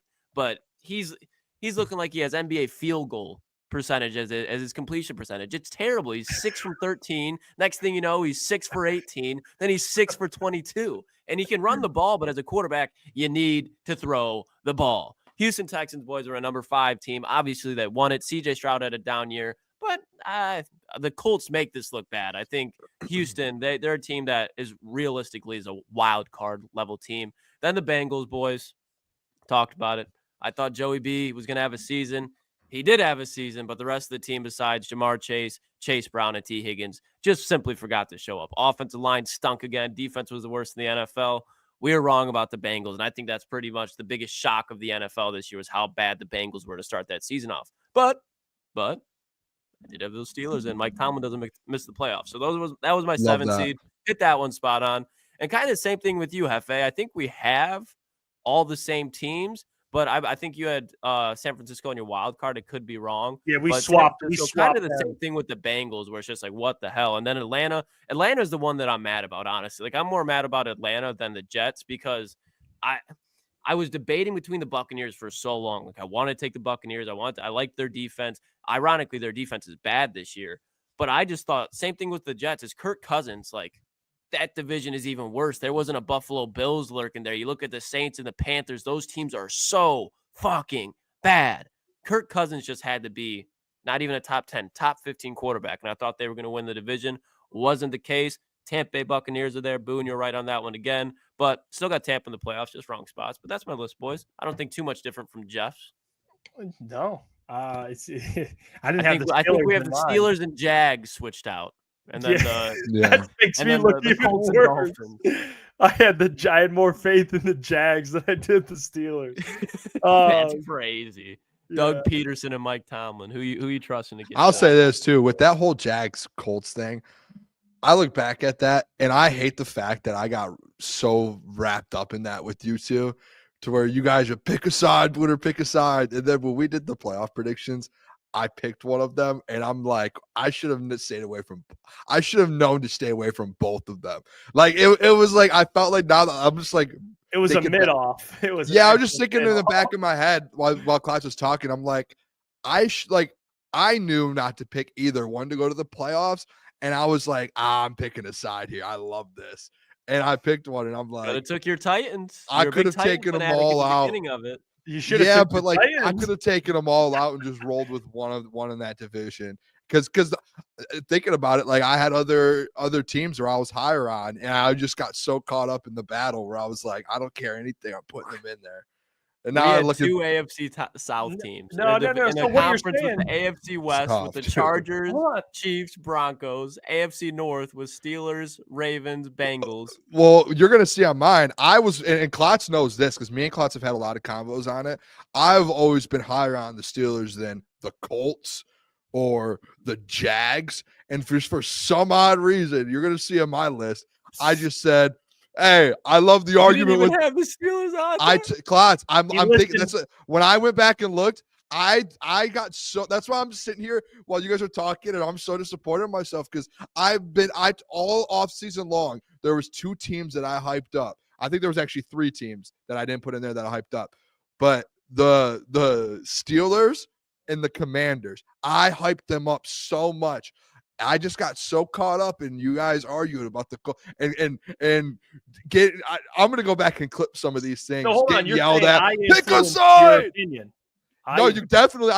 You guys definitely had a Jeff dictates pressure as well, an influence. And I'll say this: I think there were text messages that were sent being like, "Hey, the Jags this, Colts this." I think me and Klotz went back and forth a couple times. Klotz said, "Hey, your CPO, the Colts, brother," and I'm. All right. Now I look back at it and I hate myself for it. Don't do that now. Talk to me, Boone. All right, and you know what else I got caught up in? I got caught up in all of you guys in this fun little Jets thing too, and look where I did to them. Had them in the Bro's letting us influence his picks. Yeah, I mean, dude, it gets exciting sometimes. Love talking ball with the boys. I get pumped up. Football. All right. I mean, I don't even know where to start with this. I guess what do you guys do? AFC first. Yeah. AFC, obviously, I just wanted to throw it out there. Bang, bang, bang, bang. First 4 Chiefs. And they're not in order, but the division winners in the AFC. I told you boys the other day, I said I should have put a bet on this. All 4 AFC winners. The Bills, that obviously I stood on business with the Bills. I did everything I could. And I feel like I was in a little what's that prison in the middle of the Alcatraz or something. I felt like I was just out there by myself. No Guantanamo friends. Bay. Guantanamo Bay. Shout out. I just felt like I was out there by myself and I'm just stranded. I'm looking around. I'm saying, boys, please, someone come on this island with me, please. And all you boys just all shot me down. You guys said no. And you guys didn't even shoot me down. You guys basically just tortured me because you guys didn't even put the Bills in the wild. You didn't even put the Bills in the wild card game. All of you guys put the Dolphins in the wild card game over the Bills. It was nuts. It's crazy to me. So yeah, I had the Chiefs, Texans, Ravens, and Bills. Those are my 4 divisional winners. Wild card teams that I had the Jets, Bengals, and I'll say this too with the Bengals. All of you guys had the Bengals. I don't think that's like a bad miss, to be honest. No. Maybe that's just not me, but I just think with Joe Burrow, like I think 10 out of 10 times going into this season, I probably would have put the Bengals. And if you look at like the other division, like the Jets and Jags, like again, that Jags one, I probably looking back, I'm like, that was the dumbest thing of all time to ever even think the Jags had a chance. I obviously probably should have gone the Steelers, and then the Jets hype, like I see why with the personnel they had, that was just such a big blow up. It was unbelievable. So that's my AFC. I dominated the division or the conferences or the divisions, and I got absolutely torched in the wild cards. 0-3 wild card picks. Hey, Klotz, Matt said Klotz love and hype for the Colts cost me some money this year. It cost. I put a bet in for the Colts to win the AFC South as well. So we're both losing money here, Matt. That's on. Hey, next year, better. We improve. We move. Can't stay down. Nope. We went through the 3-13-1 stretch. Okay. Yeah. We're gonna skip the 9-7. We're going to skip, 12-5 last year. We're going straight to 15-2 next year. We're winning some money on these division picks. All right. It's my turn still, boys. Why don't you boys sit back for a second? Stop cutting me off. Well, yeah, it's my turn. As Jeff said yesterday, it's my turn. Let me finish my segment. My NFC, Lions, obviously, Philly, obviously. The one that I just didn't, shocking, was this Rams 49ers one. Jeff, I give you so much props for that one. That's unbelievable. And then I had Tampa. That was another one that felt like the Bills, that I think we got in a lot of debates back and forth in the offseason, was just Bill or Bucks Falcons, just going back and forth with that. But the Falcons, Packers, Rams, and then the last one, obviously that was the Vikings right there. It was like, who are you going to pick? I had no clue the Vikings were going to do that. And then I just had the Falcons. So honestly, you know what I should have done? And I Klotz, this was another one on my end. All offseason long, we did the bull takes. I said the Commanders make a wild card, all this. All offseason, I talked about the Commanders with Jaden Daniels making the playoffs.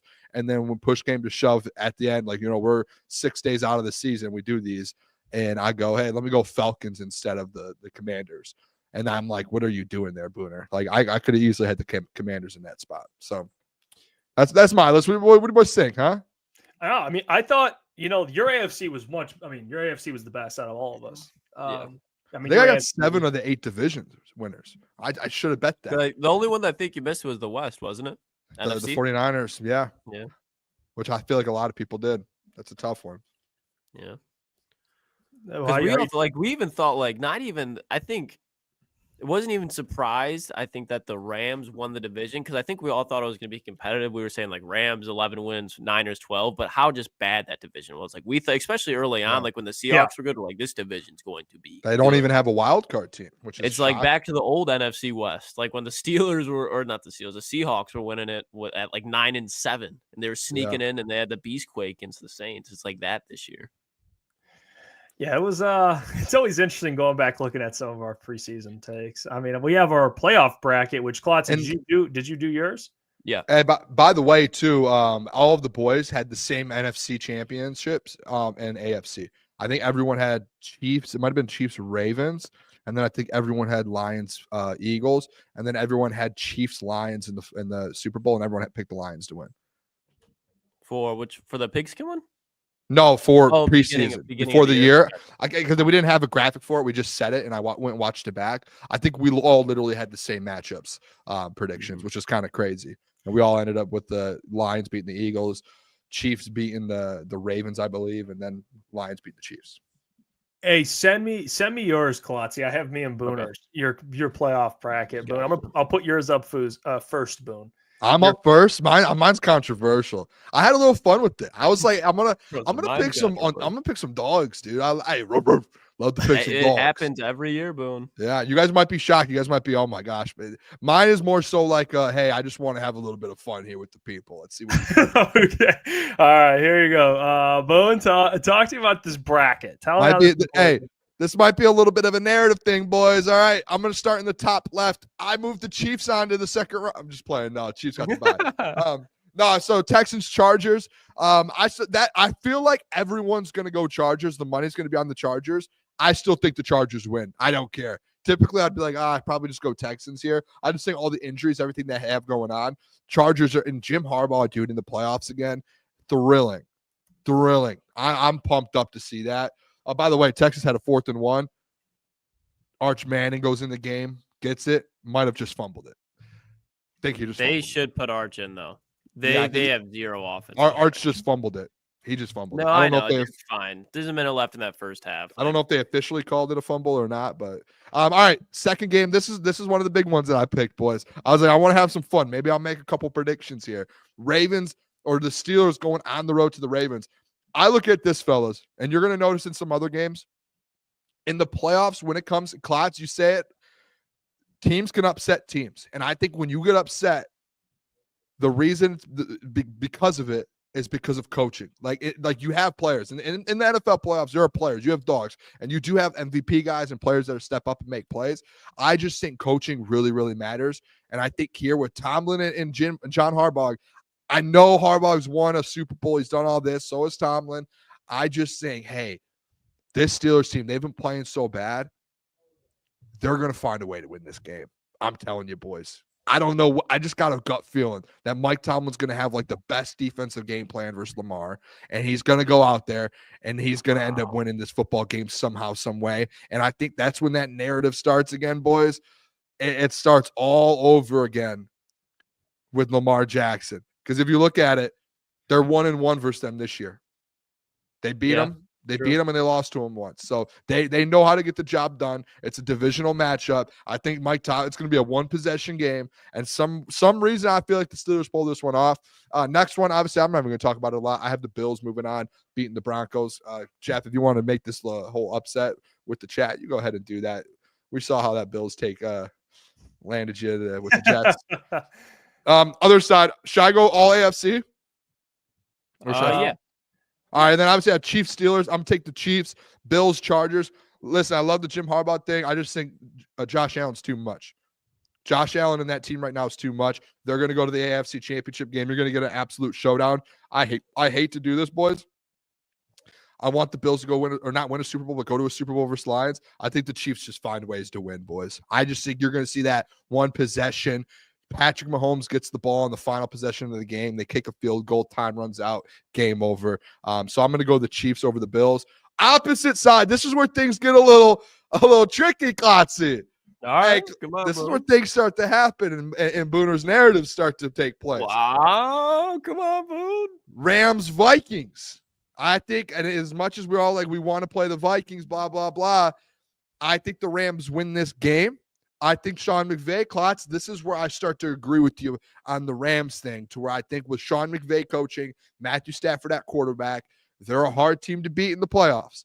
Does that mean I think they beat the Lions? Nope, but they're a tough team to beat, Klotzy. Yeah. They're the third toughest team. And then the next one, I know I talked about maybe the Commanders upsetting the Bucs.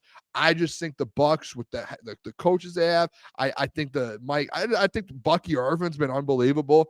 I just think they find a way to beat the Commanders. They're at home. Tough place to play, especially in the playoffs. It's tough to beat the Bucs. We saw the Eagles go into there last year and lose by 30 in Tampa.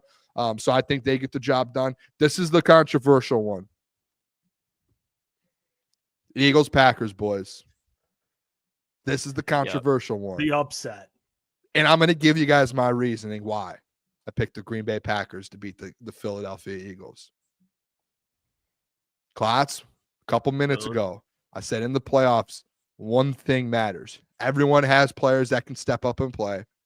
Some might have more than others. There is one thing that matters when it comes to the playoffs. It's coaching. Yeah. And one thing I saw last year, one coach went into the playoffs and got beat by 30, and the other coach went into the playoffs, dominated Dallas Cowboys team in Dallas, went on the road to San Francisco. Boys, they were one play away, basically, or one possession away, on their way down, driving down the field to beat a San Francisco 49ers team that they should have won.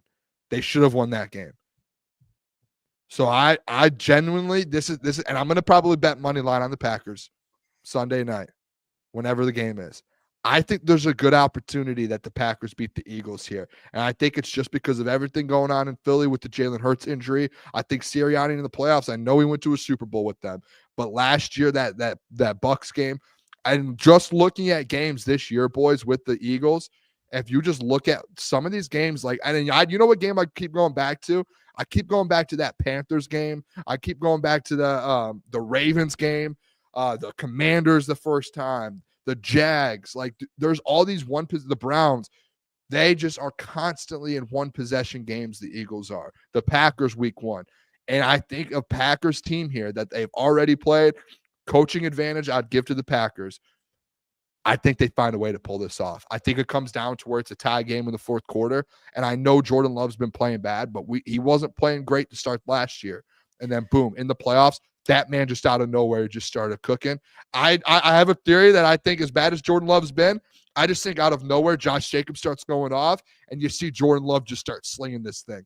And Matt LaFleur says, watch this, boys.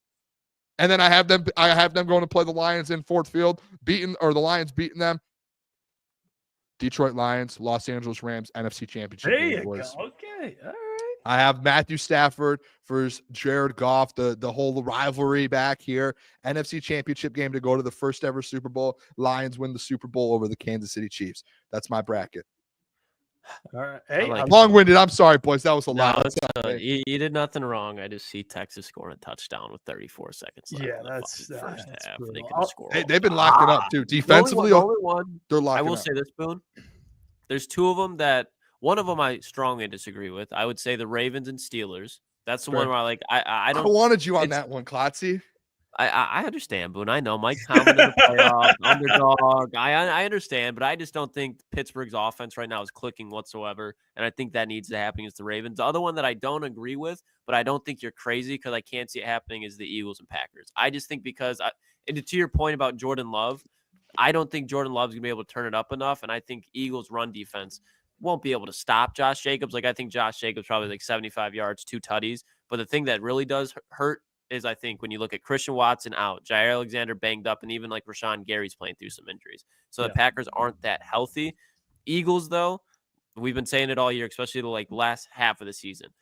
2-3 weeks, Eagles are fucking phenomenal. That fourth week, what the fuck is going on in Philly? And if that happens in the wild card round like last year, I wouldn't be too shocked. But those are the only things I take away. I like everything else, honestly. Listen, one of them that I disagree with, but I can't be like. I could have gone chalk. Favorite. I said I just want to try and do some bold predictions. I had fun with that one. Let me get. I'll tell you mine. This is my bracket, and we have the same actual Super Bowl, Boone. Chiefs Lions. So we agree. My AFC and NFC championship games are Chiefs Ravens. Yes, I have the Ravens beating the Bills in Buffalo in the divisional round. I do.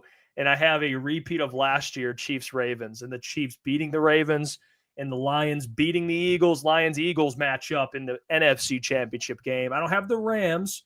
I have the Lions, Rams, Eagles, Bucks in the divisional round. Eagles and Bucks face each other, which honestly, if that happened, what just happened? Trayvon Henderson. Ohio State, like 80-yard touchdown with 20 seconds left. I'm not happy, but who did I take? Anytime touchdown score for Ohio State, I threw a little Trayvon Henderson. So I'm happy he hit that. Oh my! Congrats, Klotzy. Yeah, you know what? And but yeah, we have basically similar. Dead stuff. right now. We have similar stuff. Just the only one we don't have similar, I think, is the Eagles. I had the Eagles losing on Sunday. Klotzy went from sad to just dude. Just look at him. 14-7 going into the half.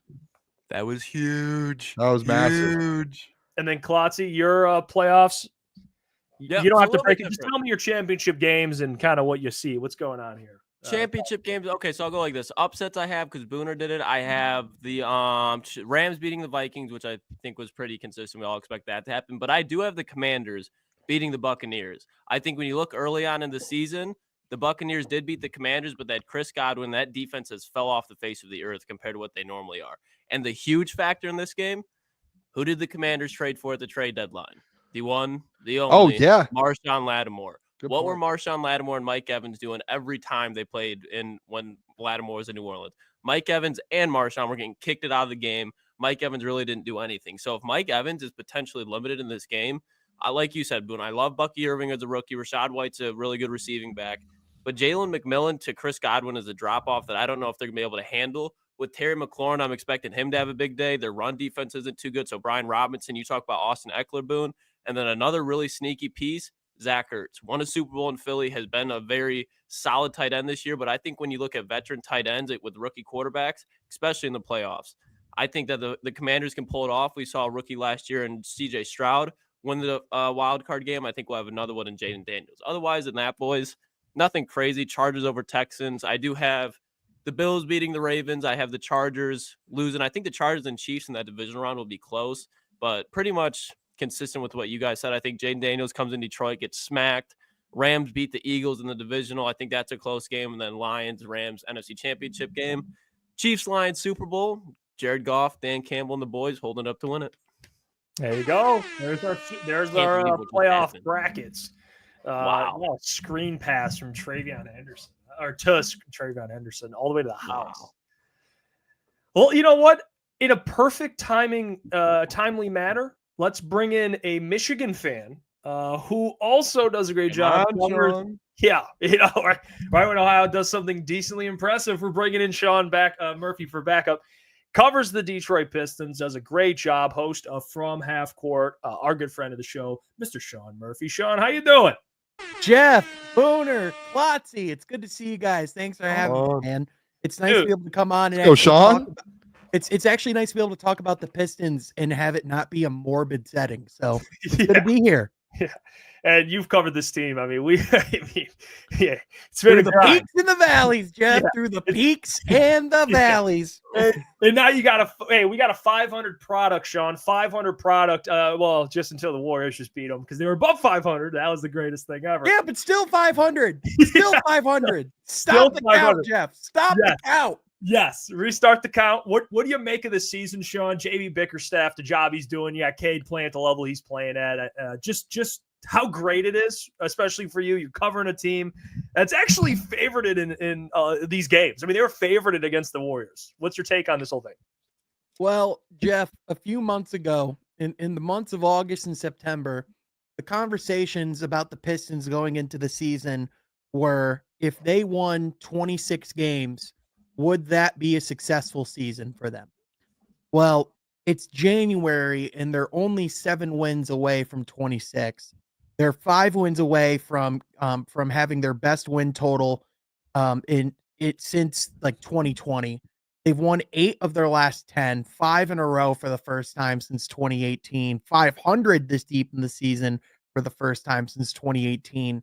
I think if you were to lay out the best case scenario for this season, it wouldn't have even been as good as this. I mean, you just talk about what you're getting from Cade Cunningham. Since December 1st, he's averaging like 25 points, 9.6 assists, 6 rebounds, shooting 47% from the field, 38 from 3. You know, Malik Beasley is the best free agent signing in the league, and it's not even close. Just from everything you're getting from top to bottom. And perhaps the most underrated part of it, you know, that the Pistons community has been really adamant of pointing out is how good of a job JB Bickerstaff's done with this team. I mean, they've completely bought in to the defensive side of the basketball. Since January 1st, they've already had two or three teams go under 100. And, you know, he said by February, JB Bickerstaff did, that they would hope to see Detroit basketball by February. And people could point that out and go, that's Pistons basketball. I think they're ahead of schedule of that. Love that. Yeah. Hey, Sean, I just want to ask you about the Cade Cunningham, the season he's having, obviously all-star level season. And the biggest question for me, and I think with everyone with Cade, is now we see, and I think a lot of people were already confident in what he could do, or most people should have been. I'm interested to know your thoughts on like his ceiling, because we have had these conversations on this show on, hey, can Cade really be like a top 5, top 7 player in the NBA, be that superstar? What are your thoughts on the season he's having and kind of the growth that he's going to keep getting while he's getting, even, I mean, in these big games, getting more experience and getting better? I think he's already in the conversation for best point guard in the Eastern Conference, which, when you look at the list, it's a deep list. They're got, Jalen Brunson's up there. Obviously Trae Young has to be in that conversation. Tyrese Halliburton has to be up there as well. Cade's right up there with them right now with the way that he's playing. I mean, we've been saying for a while that if you get Cade Cunningham spacing, watch him go to work. And that's exactly what's been happening this season. I mean, to answer your question, reports come out earlier today, from Brian Windhorst and ESPN, that the Pistons are no longer just looking at this trade deadline as an ability to acquire assets and use their cap space, to rent out to other teams. They're looking at improving their team because of how impressed they've been with Cade Cunningham and what they think that he can be going forward. I mean, he's certainly going to be an all NBA Pantheon player for years to come. I mean, you look at guys, like Draymond Green was the latest to praise him last night and talk about how good Cade Cunningham is. Guys like Kevin Durant, LeBron James, Steve Kerr was talking about how great he is and how much attention you have to put on him, defensively. If you want to look at how, like, what a team really thinks of a player, look at how they guard them. If you look at how the Warriors guarded Cade Cunningham last night, they almost focused their entire team defense, towards his direction. And, it's just, it's each and every aspect of his game. The thing that, like people compare him to like a Luka Doncic, with some of the things he can do offensively with how you can't speed him up. The thing that separates him from a lot of, these great offensive guards is the fact that this guy's doing it on defense as well. He's getting timely chase down blocks. He's locking guys up, on the perimeter. This is a guy that's a two-way star. So, to me, the sky's really the limit for this guy. I don't think there's a reason why in even like, perhaps even a year's time, we're not talking about him as like a top 20 player in the league, without a doubt. And there's been a lot of surprises, Sean. Appreciate you joining. But I think by far the biggest surprise, at least roster-wise, in my opinion, was Malik Beasley. I mean, he's averaging, I want to say, 16 off the bench. It could be more than that. But when you look at him, as far as a sixth man for the Pistons, do you think they've found their sixth man for the future? If not, how do you think Malik Beasley, what do you think they view him as, either short-term or long-term? But what's your makeup of what he's done so far this year? Yeah, I said it before and I'll say it again. Malik Beasley was the best contract signing in the entire NBA this last offseason. When you look at the value of the contract versus what you're getting in return, I mean, guys, Malik Beasley is on his way not just to break, but to shatter all of the Pistons 3-point shooting records this season. Like, he's having the single greatest shooting season in Pistons history. And so when you look at that, when you look at culturally just what he's meant for this team, just all the vets, all the rookies and all the young players just talk about how much he's really been a big impact for this locker room. I think one of the top priorities for the Pistons this offseason is to keep him in Detroit. And you talk about the fact that he grew up, he's from Michigan. He grew up a Pistons fan back in 03 and 04 when that team was on its ascension. So he knows what Detroit basketball is like when it's at its best. And, just everything that he's represented for this team, I think he absolutely could be a sixth man for this team, for the future. Cause you look at it, he's only 28 years old. And when you look at what his skill set is, it's his shooting. So he can potentially keep doing this for years to come. And especially with what you got with him this last offseason, with where the NBA is with salary cap, like, you probably don't have to spend too much to keep him in Detroit. And kind of real quick, Sean, do you think that they should keep him in that six-man role? Like, do you think that should be Malik Beasley, keep him on the bench as like that strong guy to come in for the relievers? Yeah, I would say that the team generally is at its best when he's that sixth man, because he is their second unit scoring. Like when Cade Cunningham comes out the bench, especially with the injury that happened to Jaden Ivey, it's just imperative to be able to keep that level of scoring up as the game goes on. And bringing him off the bench is, it just really makes a big impact on that team when you just talk about the fact that you can still keep scoring the basketball, especially when you allow Malik Beasley to cook against second unit guys. He's not just a 3-point shooter at that point. He can bring out other aspects of his game, drive to the basket, even do some stuff in the mid range. Like, he's a 3-point shooter in a starting lineup. He could actually be a 3-level scorer when he's going up against second unit guys. Yeah, Sean, and I couldn't wait to ask you this, my man. I'm going to give you the floor for this because we've talked about this a ton too. The Jaden Ivey, Cade Cunningham dynamic, how it was never going to work out, and all this stuff. You saw them on the court together. Ivy's when he was here before the brutal injury, shooting very well from three. You're seeing what what Troy Weaver unfortunately saw at the time in Jaden Ivey. What do you make of what'd you make of his impact, the injury, and kind of just how impressed you've been with those two being able to coincide on the court together? Yeah, if there's been any doubts about their pairing and what they can do together, those have all been put to rest this season just with the level of play. I mean, Jaden Ivey was their most clutch player this season. He had a lot of clutch shots and he had the highest shooting percentage in the clutch for the Pistons this season. You talk about, he didn't just become like a adequate 3-point shooter. He was shooting 41% from three. Like he became a good 3-point shooter. You had to respect him at the 3-point line. And the thing that stood out with Jaden Ivey, I say it all the time, is whether it's Trajan Langdon, whether it's, JB Bickerstaff or Troy Weaver, Monty Williams, Dwayne Casey, you name it. They all say the same thing. If anything, Jaden Ivey works too much. So you just talk about a guy who's dedicated to the gym and dedicated to the game. When he did go down, you saw just how much that really affected the team as far as how much they love Jaden Ivey as a person, but also how much they value him as a player on this team. And he even started to take those leaps and was really bought in on the defensive side of the basketball as well. I mean, Jaden Ivey was looking every bit the part of a future, all-star caliber type of talent. And you look at his athleticism, the fact that there's no ligament or tissue damage is a massive miracle. Just when you talk about, when he does come back, being able to be his old self. So when you talk about like going into this offseason, you're going to have to start having extension conversations with Jaden Ivey and Jalen Duren. I think with Jaden Ivey, I think you feel very comfortable with giving him some form of long-term deal. Yeah, Sean, I want to throw this out there because we saw the reports today, or it might have been within the last couple of days, obviously, of them wanting to add pieces to this team at the trade deadline. They're going to be buyers. Do you have any players that you're like, hey, I want these guys? Do you have a short list of players that you may be interested in them trading for to take this team kind of to that next level for a playoff push?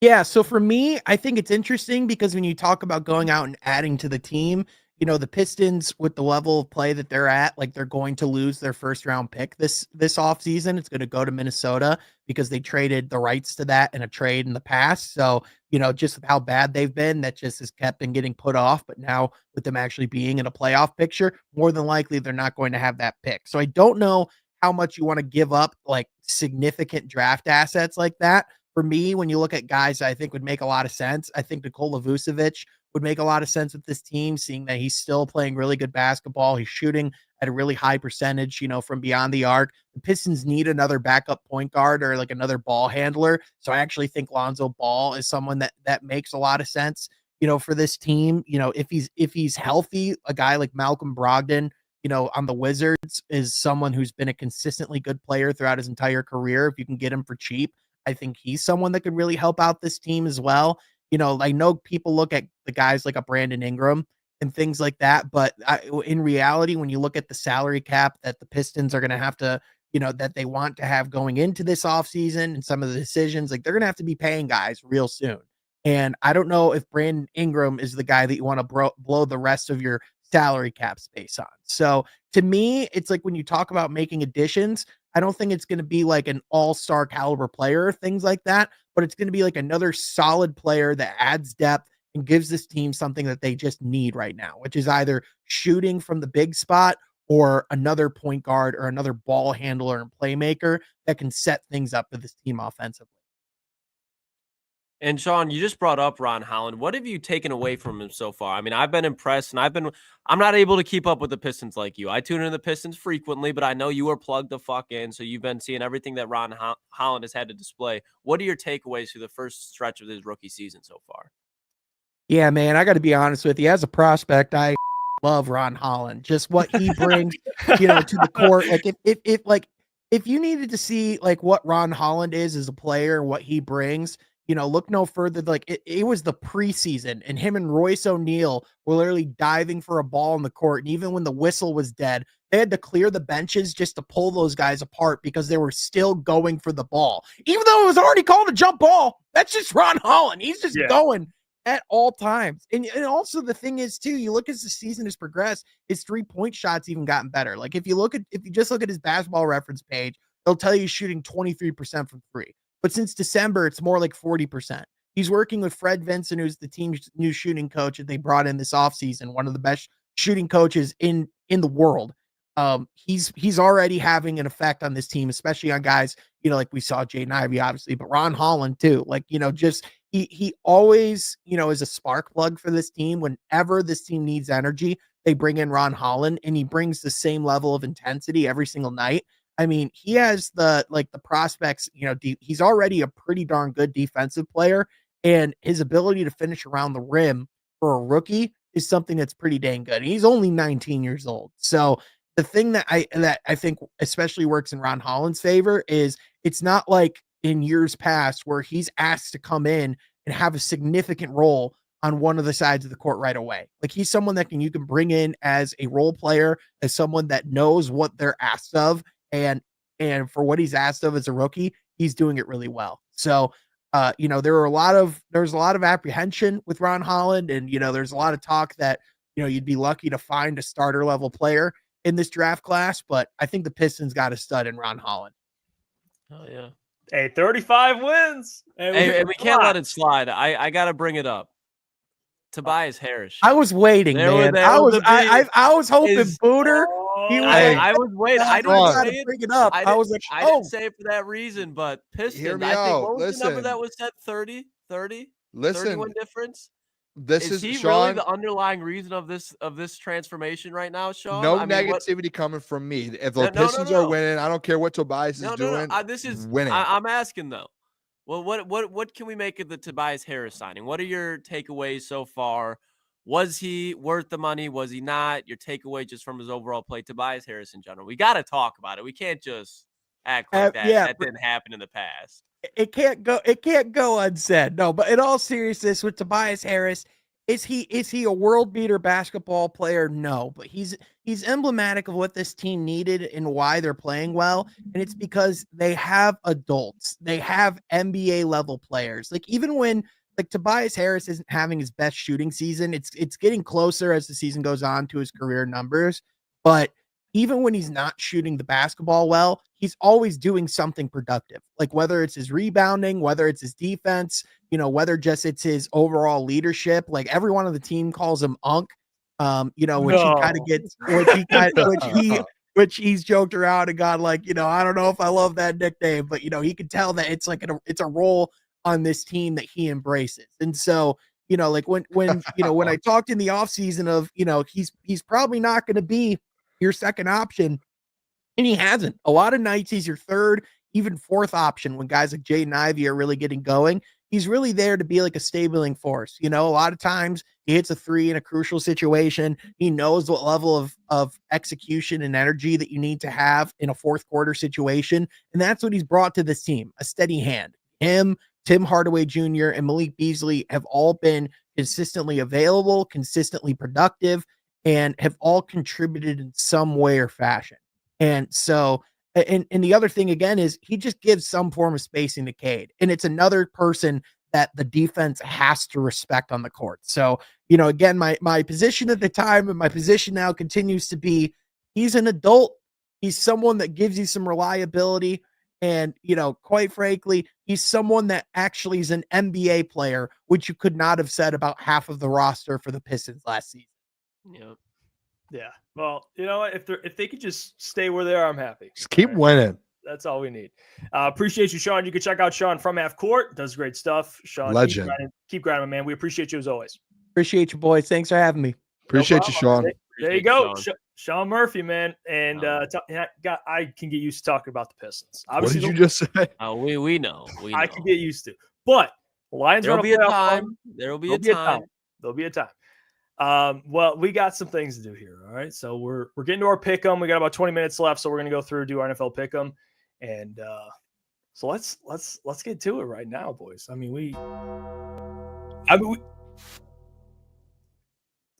There's one guy that needs to join. Okay. And I want to know where he's at. He's confident. He's gritty.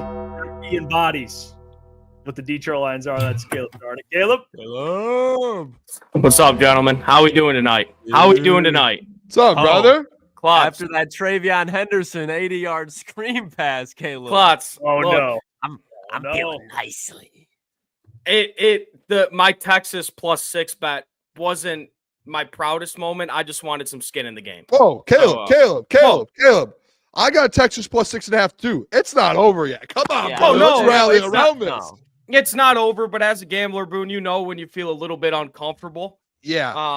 I actually, to be honest, I feel good because outside of that long 80-yard touchdown run, Texas defensively, besides that run and that first possession, Texas defense they have not been able to do anything. Yeah. And now if No, Texas, and the Ohio last State possession with they had, penalties, bro. yeah, Good in the last possession Texas had offensively, they moved. So it's like some momentum in the second half, in my You opinion. got to get Matthew Golden back in the game. I mean, And he they has. got- to. What was the injury? I don't know. I have him anytime touchdown, and he's done nothing. As he's do hurt. I. As They do need I. to start putting Arch in. If not the full time, but they need it like in college, like that's like a thing that is perfectly acceptable. Like you see it all the time. Like put in Arch Manning for a drive. And I'm an Ohio State fan, but that's how you're gonna do it because Will Howard's not looking nice. They're not getting anything going offensively. Their offensive line is just getting butchered. Like this is gonna be another low scoring second half. I just think that screen pass was just perfectly called. Like you expect them to take a shot. And then they throw it 3 yards behind the line of scrimmage with 4 guys in front of Travion Henderson. That's set up for success. But this game's going to be like 23-17. Like I think you're What's 23 very minus 17? Is that 6? 6. Yep. Okay, I'll take a push here. Yeah, I Quinn Ewers don't doesn't have see the. either. These teams aren't going over 28. Yeah, and the thing with Ewers, he I'll doesn't take have the that like. over, too. He doesn't have that like killer like the 4th and 2 on the first possession of the game just throws the ball in the dirt. Like he doesn't have that like killer. I want to beat this team by 30 mentality. Obviously, he's a competitor, great football player, but he doesn't have that like that Joe dog Burrow type level. He doesn't have that dog. Doesn't have that dog, and I think Arch does. So I don't know. That move will be made next year, obviously. So I'm excited to watch Arch play. Remember when they put in Tua at halftime and they benched Jalen Hurts and they put in Tua and that dude just went. That throw was that to Devontae Smith? Dude, that's one of the best throws I've ever seen against Georgia. I think it was fellow southpaw. Could be Arch's moment. Could be his moment. Could be. All right, let's get to these pick'em. Let's pick them for the weekend. We got a slate playoff football, boys, and I take accountability. We don't have the records. That's on me. Well, that's partially on me too, because I have last. We have an idea. I have records going into week 18. I wasn't on the show last week, so I didn't have your guys' picks, to be honest. So I wasn't able to. But after going into last week, I can give you guys that record. I sent that to Jeff. Yeah, I think I'm in last. We know. Yeah, Klotz is still in last. Caleb, you're going into week 18. I don't think I had a great week. Yeah, I don't know. Again, this is going into week 18. This isn't after week 18. This is going into week 18. You were 4% behind Jeff to get into second. Klotz was you had given yourself a gap over Klotz. Not a big one. Not a big one, but you had like a 2 or 3%. Hey, I'm never comfortable. I know Klotz is in the rearview mirror. I see him. He's there. I'm never comfortable. Better know. I locked in for this week. I don't know what your guys' picks were, so today or tomorrow I'll go get your guys' picks. I'll go back and watch it. All I know is I had my picks from last week. I was 6-3, dominated week 18. Oh, I was already in first. We can't have a week like we need Boone to have a rough week. We need all of us. I mean, I think I'm the regular season champion, so I've already got that belt. So whatever happens going forward, I'm 2 happy. seasons. We should like up the ante. We should find a way. Maybe it's too late now, but where like a playoff win is worth like 1, but a loss is like. I mean, that's because you're in last place. You're saying this. I'm like out on that. Oh no, if I'm in last place, if you were in first place and you were me, I like you would that be move, like, no. Klotz. That's a good move you're pulling right now. You can think of one, I like Booner, this but move. I think if we make it a little bit more interesting, like that's because you're so far behind. Yeah, we see what I you're know. doing. Hey, I've worked all season. It's coming out now. Jeff is like Jeff. To be honest, going into last week, Jeff gained on me a little bit. Jeff's at 53%. I'm at 55. So Jeff is like going into. I don't know what he did week 18, but Jeff was like, If I'm me, Jeff, and Unc, we've worked our tails off to get to where we are now. I didn't. We're not giving you guys handouts up. to try and get back into it. All right. I mean, I was 10 games below 500. I You worked my tail off. You worked, and Caleb, you know what? You still have a chance, I think, to get top 2 at least. I think you still have a chance. No. I do. But I'm not. I vote no on these extra incentives. So All right, no incentives. Keep it pushing. hey, the loser has the 24 hours in the McDonald's. It's tough. When do we agree on that? Me and Caleb were talking about it last week, actually. Oh yeah. You and Caleb were. So we all agreed. A month ago. That's the Waffle House or McDonald's, and then we said let's do McDonald's. That was a mid-season edition. I don't know. It was his mid-season edition. that Klotz was you weren't even in last at the time. You were like, yeah, I don't hate that, and Caleb was in like dead last. I never said I don't hate that because I was dealing with a Sacco punishment in my other fantasy football league of acrylic. You brought that up as well, and you said it'd be brutal if I had to do both. Against it. I was like, you said it'd be brutal if I had to do both. Yeah, and then Caleb took over. I was against it, and I didn't have to. Jameer Gibbs, I have to do this one. All right, let's get to these games. So funny, Klotzy in there. The life. First game we're starting with is Chargers -3 at Texans. Boone, and then me, Caleb, Lucas. There you go. Go ahead, Boone.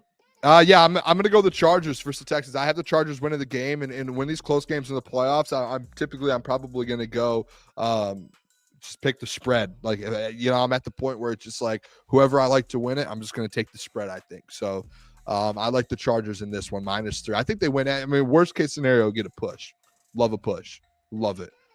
Give me Jim Harbaugh. I'm with you. I'm going Jim Harbaugh. Give me the Chargers to cover. Texans look wounded right now. They're struggling. Chargers, they're playing well, man. Get Herbert his first playoff win. So give me the Chargers.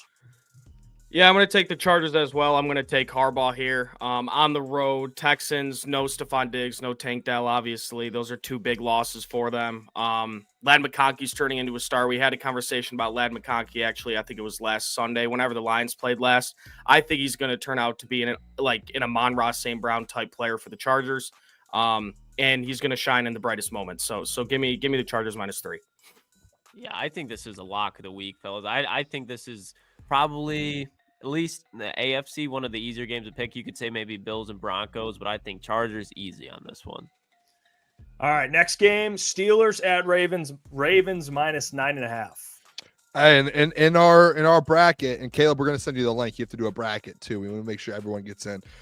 In our bracket, I took the Steelers to win outright versus the Ravens. Give me the Steelers +9.5. I'll take that all day. Give me 9 points with Mike Tomlin. And 9 points for Mike Tomlin. That's a steal. I'm gonna responsibly put so much money on the 9.5 on Sunday. I cannot wait. Oh, Saturday night. Sorry. Give me the Steelers 9.5. Yeah, I have the Ravens winning, but I have the Steelers covering. So give me the Steelers. I think it's just a big number. And then no Zay Flowers. So yeah, in the playoffs, give me the 9.5. Yeah, I mean, I'm going to take the Ravens here. At home, I know it's a divisional matchup. These teams always play close, but I don't know. I think this is kind of Lamar. It's hard to say. I don't want to say this is going to be Lamar's year because I don't think they're going to make it to the Super Bowl, but I think Lamar plays really well. Something weird's going on in that Steelers locker room.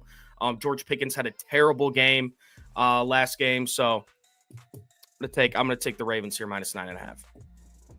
I'm going to take the Steelers. The Steelers have no pressure. I think Lamar and the Ravens, they got a lot of pressure. I think that factors in. I think George Pickens has been hearing everything, and maybe he just falls in line for one game, and he's able to put together a good enough game. Najee's been looking good outside of the second half of last week. He's been looking like a good running back this year, and Russ, he's got a ton of playoff experience, so I think the Steelers will be able to cover the 9.5, but I got the Ravens. Talk to me, Klotzy. All right, next game we got is Broncos at Bills. It was -8.5. It's probably a little -9. I think it was. That was 9. It's moved to 8.5 today. Okay, 8.5. It's on to move a little bit here. Yeah, I mean, I'm gonna take the Bills. I love how people, the Broncos season was nice. Bo Nix last week played out of his mind. Everything. I just think with at home in Buffalo, it's gonna be cold out. Josh Allen, Joe Brady, those guys, this offense is going to be buzzing. I think they go out there and win by 10 plus here. on Sunday. I truly do. And I think this defense, I know that they were struggled versus the Lions. They've struggled a little bit. I think they're going to try and step it up into a different level now. Matt Milano's starting to get, like, he came back from that big injury, but he's starting to get back into things. They just have dudes too defensive. They have some names, but they've just struggled throughout the year. I think this is now when they start what gear would it be? Gear 4? Is that the high gear 5? It's time to click this thing into gear 5, boys. Here we go. Give me the Bills -8.5. Well, I said earlier that the Commanders, I want the Lions to face them because a rookie quarterback will come to Ford Field. I got to be consistent. So I'm going Bills. I think it's been nice with Bo Nix, but yeah, in Buffalo, Josh Allen. Yeah, I'll go with the Bills. For me, it was Broncos all week, but I have the Bills written down here. I'm going to go Bills -9. Like Jeff said, rookie quarterback going on the road, tough place to play in Buffalo. Josh Allen's the MVP of the NFL, and he's going to prove why this Sunday. So give me the Bills. It's 8.5, not 9. It just moved like a couple hours ago to 8.5. Yep. Give me Bills 8.5. Yeah, I think this game's a blowout, boys. Denver can maybe hang in there for the first quarter, but this game I think is a beatdown. I think this will be the biggest point differential throughout the playoffs, and I think that the Bills probably win by 15+ points. So give me the Bills to cover for sure. All right, next game, Packers at Eagles. Eagles -5.5. Packers +5.5. I think the Packers have a chance to win this football game. I think there's always, again, I'm going to stick with my my gut on this one. In the playoffs, coaching matchups matters. We saw it last year. McCarthy and Matt LaFleur. Matt LaFleur wins that one. You almost saw it with that 49ers game. I think this thing matters here with Sirianni, with Matt LaFleur. And I think Matt LaFleur, one possession game, they find a way to get the job done. So I'm going to go Packers +5.5. Give me the Eagles. Give me the Eagles to cover there. Yeah. Yeah, this one's tough. Ahead. This one's tough for me. I know Jalen Hurts out of concussion protocol. He's playing. That's obviously why the spread is 5.5. But I don't think the Eagles are 5.5 points better than the Packers. I think the Packers are a really good team. I don't know if they win this game. The Eagles can win by a field goal, and I win. So give me the Packers +5.5 on the road. Packers are a really good team. Give me the Eagles. I think the Packers are a shell of themselves right now, and I think the X factor in all of this is going to be Vic Fangio. Vic Fangio has been a defensive coordinator longer than Matt LaFleur has even been a head coach in the NFL, and I think that truly does matter with this. So, and I think when I look at the Packers with Jair Alexander hurt versus A.J. Brown, okay, that's going to be tough. Saquon Barkley. Will Howard, baby! What do you do? No, just a brutal pick. What happened? Now I'm disrupted. Give me the Eagles. Oh, now Will Howard throw. What happened? It's just an original. Hey, it's just what Will Howard does. Will Howard loves to play football. He loves to throw the ball to the other team. Imagine if this was during a Michigan game right now. Can you please explain to me what happened? Will Howard just threw the ball in the middle of the field, just straight to a Texas defender. Boop. Now they're marching up the field now. First and 10. Just got another first down here. And he's on the headset. They're probably is Golden out there, Boone? You bum, Will Howard. What'd you say? Is Golden out there? I haven't seen here. What number is he again? Not sure. I'm not sure. He's not 5, is he? He might. Well, 5 is out there. It might be Bond. I can't remember, but but I took Golden anytime. Me too. But hey, if Texas wins, no matter what, I'll lose every bet for Texas to win. All right, that's on me. That was really thrilling. Yeah, fair. Will Howard, bum. 2 games left. Commanders at Buccaneers. Buccaneers -3. I know this is a game where I've talked, and I probably am going to regret this because I've had the conversation about the Commanders all year. And even earlier this week, me and Klotz here, like, hey, the Commanders could win this one. I'm taking the Bucs -3. I think at home, we saw what the Bucs did last year at home in the playoffs. Beat the Eagles by 30. I know that was a tough Eagles team. I just think this Bucs team, they find a way in the playoffs. Baker is very underrated, and especially in big games, he steps up and plays good football. So I'm gonna go Bucs -3 in this one. Hold on, boys. I was like, what's happening here? I was like, should I keep going? This one I went back and forth on. I'm gonna Give me the Buccaneers. Give me the Yes, Jeff. Great pick. Yeah, Great give me the pick. Buccaneers. You know what? I was scared all week to take the rookie quarterback, but I'm going to take him. I'm going to take the Commanders +3. Wow. Cliff Kingsbury, the job he's done with that offense, man. I don't know. The Bucs defense is brutal. It's going to be a high-scoring game. Yeah, I think the Commanders win. You know what? I don't want to give away my bracket, but I think that's who we might see next week is the Commanders. Give me the Lions, that Durs. is. I'm right along with you. I had it in my bracket. I think the Commanders win this game, and I think a huge part of it is Marshawn Lattimore. Marshawn Lattimore and Mike Evans, they go at it every time. I think if anybody's going to shut down Marshawn Lattimore or Mike Evans, regardless of whoever's the best corner in the NFL, it's Marshawn Lattimore. And I think when you look at Terry McLaurin and Jaden Daniels, what they've been doing this year is just going to torch that secondary. But I think, like I said, the X factor in this game besides Marshawn Lattimore is going to be Zach Ertz. I think Zach Ertz has a day. I understand Levante David, but just in a crucial time, Zach Ertz is going to make a big play. And I think Jaden Daniels has a big day with his legs as well. Give me the Commanders to win, and they're coming to Ford Field after that. I agree with you, Caleb. Spot on. All right, last game, Vikings -3 at Rams. I'm gonna go Rams with this one. If it's +3, if I'm getting basically a field goal, I think the Rams win this game outright over the Vikings. It's in Arizona, obviously, so it's not. But like you said, Jeff, no matter where the Rams really play, like even at SoFi, they don't really have like a massive home field advantage anywhere, which is just such an odd thing. But I'm gonna go the Rams no matter what. I think Stafford and that offense gets the job done. I'm going to go Rams too. I like it's close, but I'm going to go Rams. I'm going to stay on the Rams. Yeah, I'm going to take the Rams as well. The Vikings have to travel to after a performance like that. I think that whole locker room is probably thinking, whoa, like what the hell happened? Like I thought Darnold was the guy. What's going on here? He played terrible in Detroit. I'm not saying there's turmoil in that locker room or anything, but I think they're all questioning themselves. And you can't do that if you're a playoff team. You can't do that if you're a contender. And I think the Rams go out and win. Yep, I'm taking the Rams as well. It comes down to simply this: Sam Darnold or Matthew Stafford, especially what we saw Sam Darnold was like in a big moment last week. Now put him into a bigger moment where they're playing for their season. I think he crumbles again, and McVay has a field day. So give me the Rams. All right, there you go. That's all the games. So we'll see how that ages. Wait, hold on, boys. Caleb, what did you say? I'm sorry. Rams. Rams. Okay. Just want to make sure everyone's on the Rams. Yeah. I blacked out there for a second. I was pumped up. Sorry. I was thinking about something else. Could it be the Texas-Ohio State game you were thinking about? Well, I was going to say, Klotzy. To be honest, I don't even know what I was Simon, thinking about. if I was Sonny- just pumped up. If Sonny Simon's Fired for that, up. like for the national championship game, that's huge. He's like their Anzo. Oh, yeah. I just see he's on the ground holding his knee. He's their Anzo. Yeah, that's Not huge. good. By the way, to the people, what do we have in here right now? About 85 people. Hey, I'm going to drop the link for our playoff bracket. It's on ESPN. You just obviously have to have an ESPN account. If the link doesn't work for you, you can go into the NFL. I think it's like the Pigskin Challenge for the NFL playoff brackets. And the group name is literally just Crunch Time Sports. All space in between. Crunch space, time space, sports. That's the group name. And everyone can go in and play. I'll say this. The winner, if it's not one of us, the winner of the league, so make sure you put your YouTube name so we know who you are.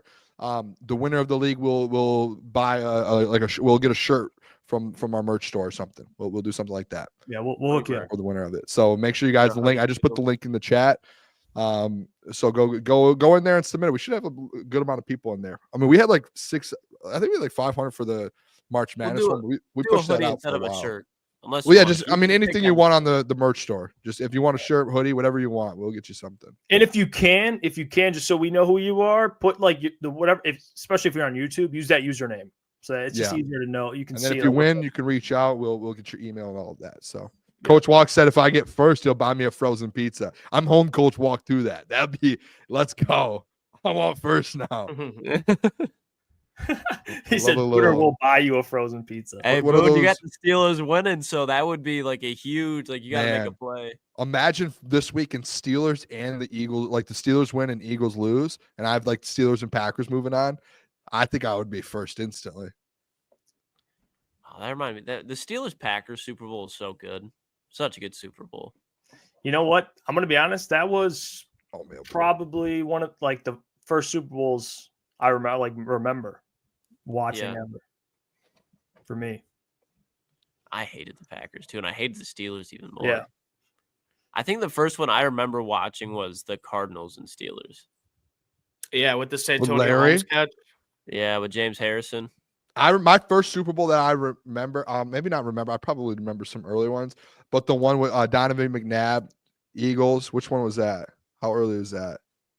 Against the Pats. Might have been, yes, it was. And like, What year is that?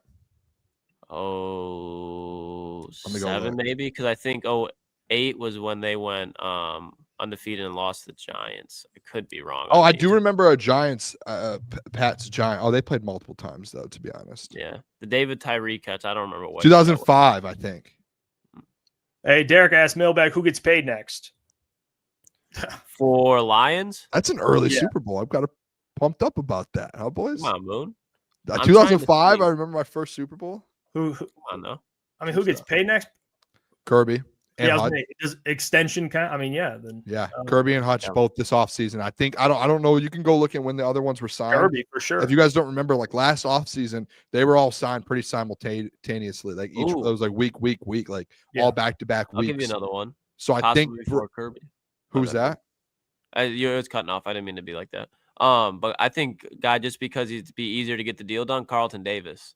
I think Yeah, Carlton Davis can be yeah. the first guy extended. Carlton Davis. I don't hate that either. Yeah, I think they're just going to get deals done. Like there's a specific time Brad does it. He doesn't do it too early and it doesn't do it too late. He'll be the He first does one to make sure rattle those. them off, though. He does. Yeah, rattle. he'll make sure he gets them done before everyone else, so he doesn't get stuck in like a big market. Brad Holmes will set the market for safeties, and he'll set the market for edges again this year. That's just what he'll do. Ball don't lie. What quarterback has the most to prove in the playoffs? I think Lamar. Lamar. Yeah, I would agree. I mean, guys, Darnold's playing for his career. You know what, Caleb? I'm Oh. glad you said that because we did who's under the most pressure with teams, and I had the Vikings at 4, and it was just because of the Sam Darnold. I was like, he literally has everything. His whole career is on the line, and I got absolutely what are those like guns and No, like Halo, I mean, where you get hit with like his a ray whole gun and you get like dusted. That's what happened to me yesterday on the show because I said the Vikings because of that reason. Honestly, What are we talking about? His career's done. Either he's going to stay in Minneapolis or he's going to go get paid $50 million this Hey, though, offseason. if he plays bad, no one's going to want to pay him. Bro, there will be absolutely the Raiders right now can't go draft a quarterback most likely. They might have their hand forced to be, hey, Sam Darnold with an offensive minded head coach, hopefully. Like they would have to pay Sam Darnold 45 plus. To Like, be the man's fair, gonna- I mean, I Yeah. do think Go ahead, bud. Lamar's number 1 by a mile. Like I'd really like yesterday I had the Ravens at 1. I just think Lamar, it's like, dude, you're about to have your 3rd MVP in a couple weeks. Like you're a 3-time MVP winner and you haven't played in a Super Bowl yet.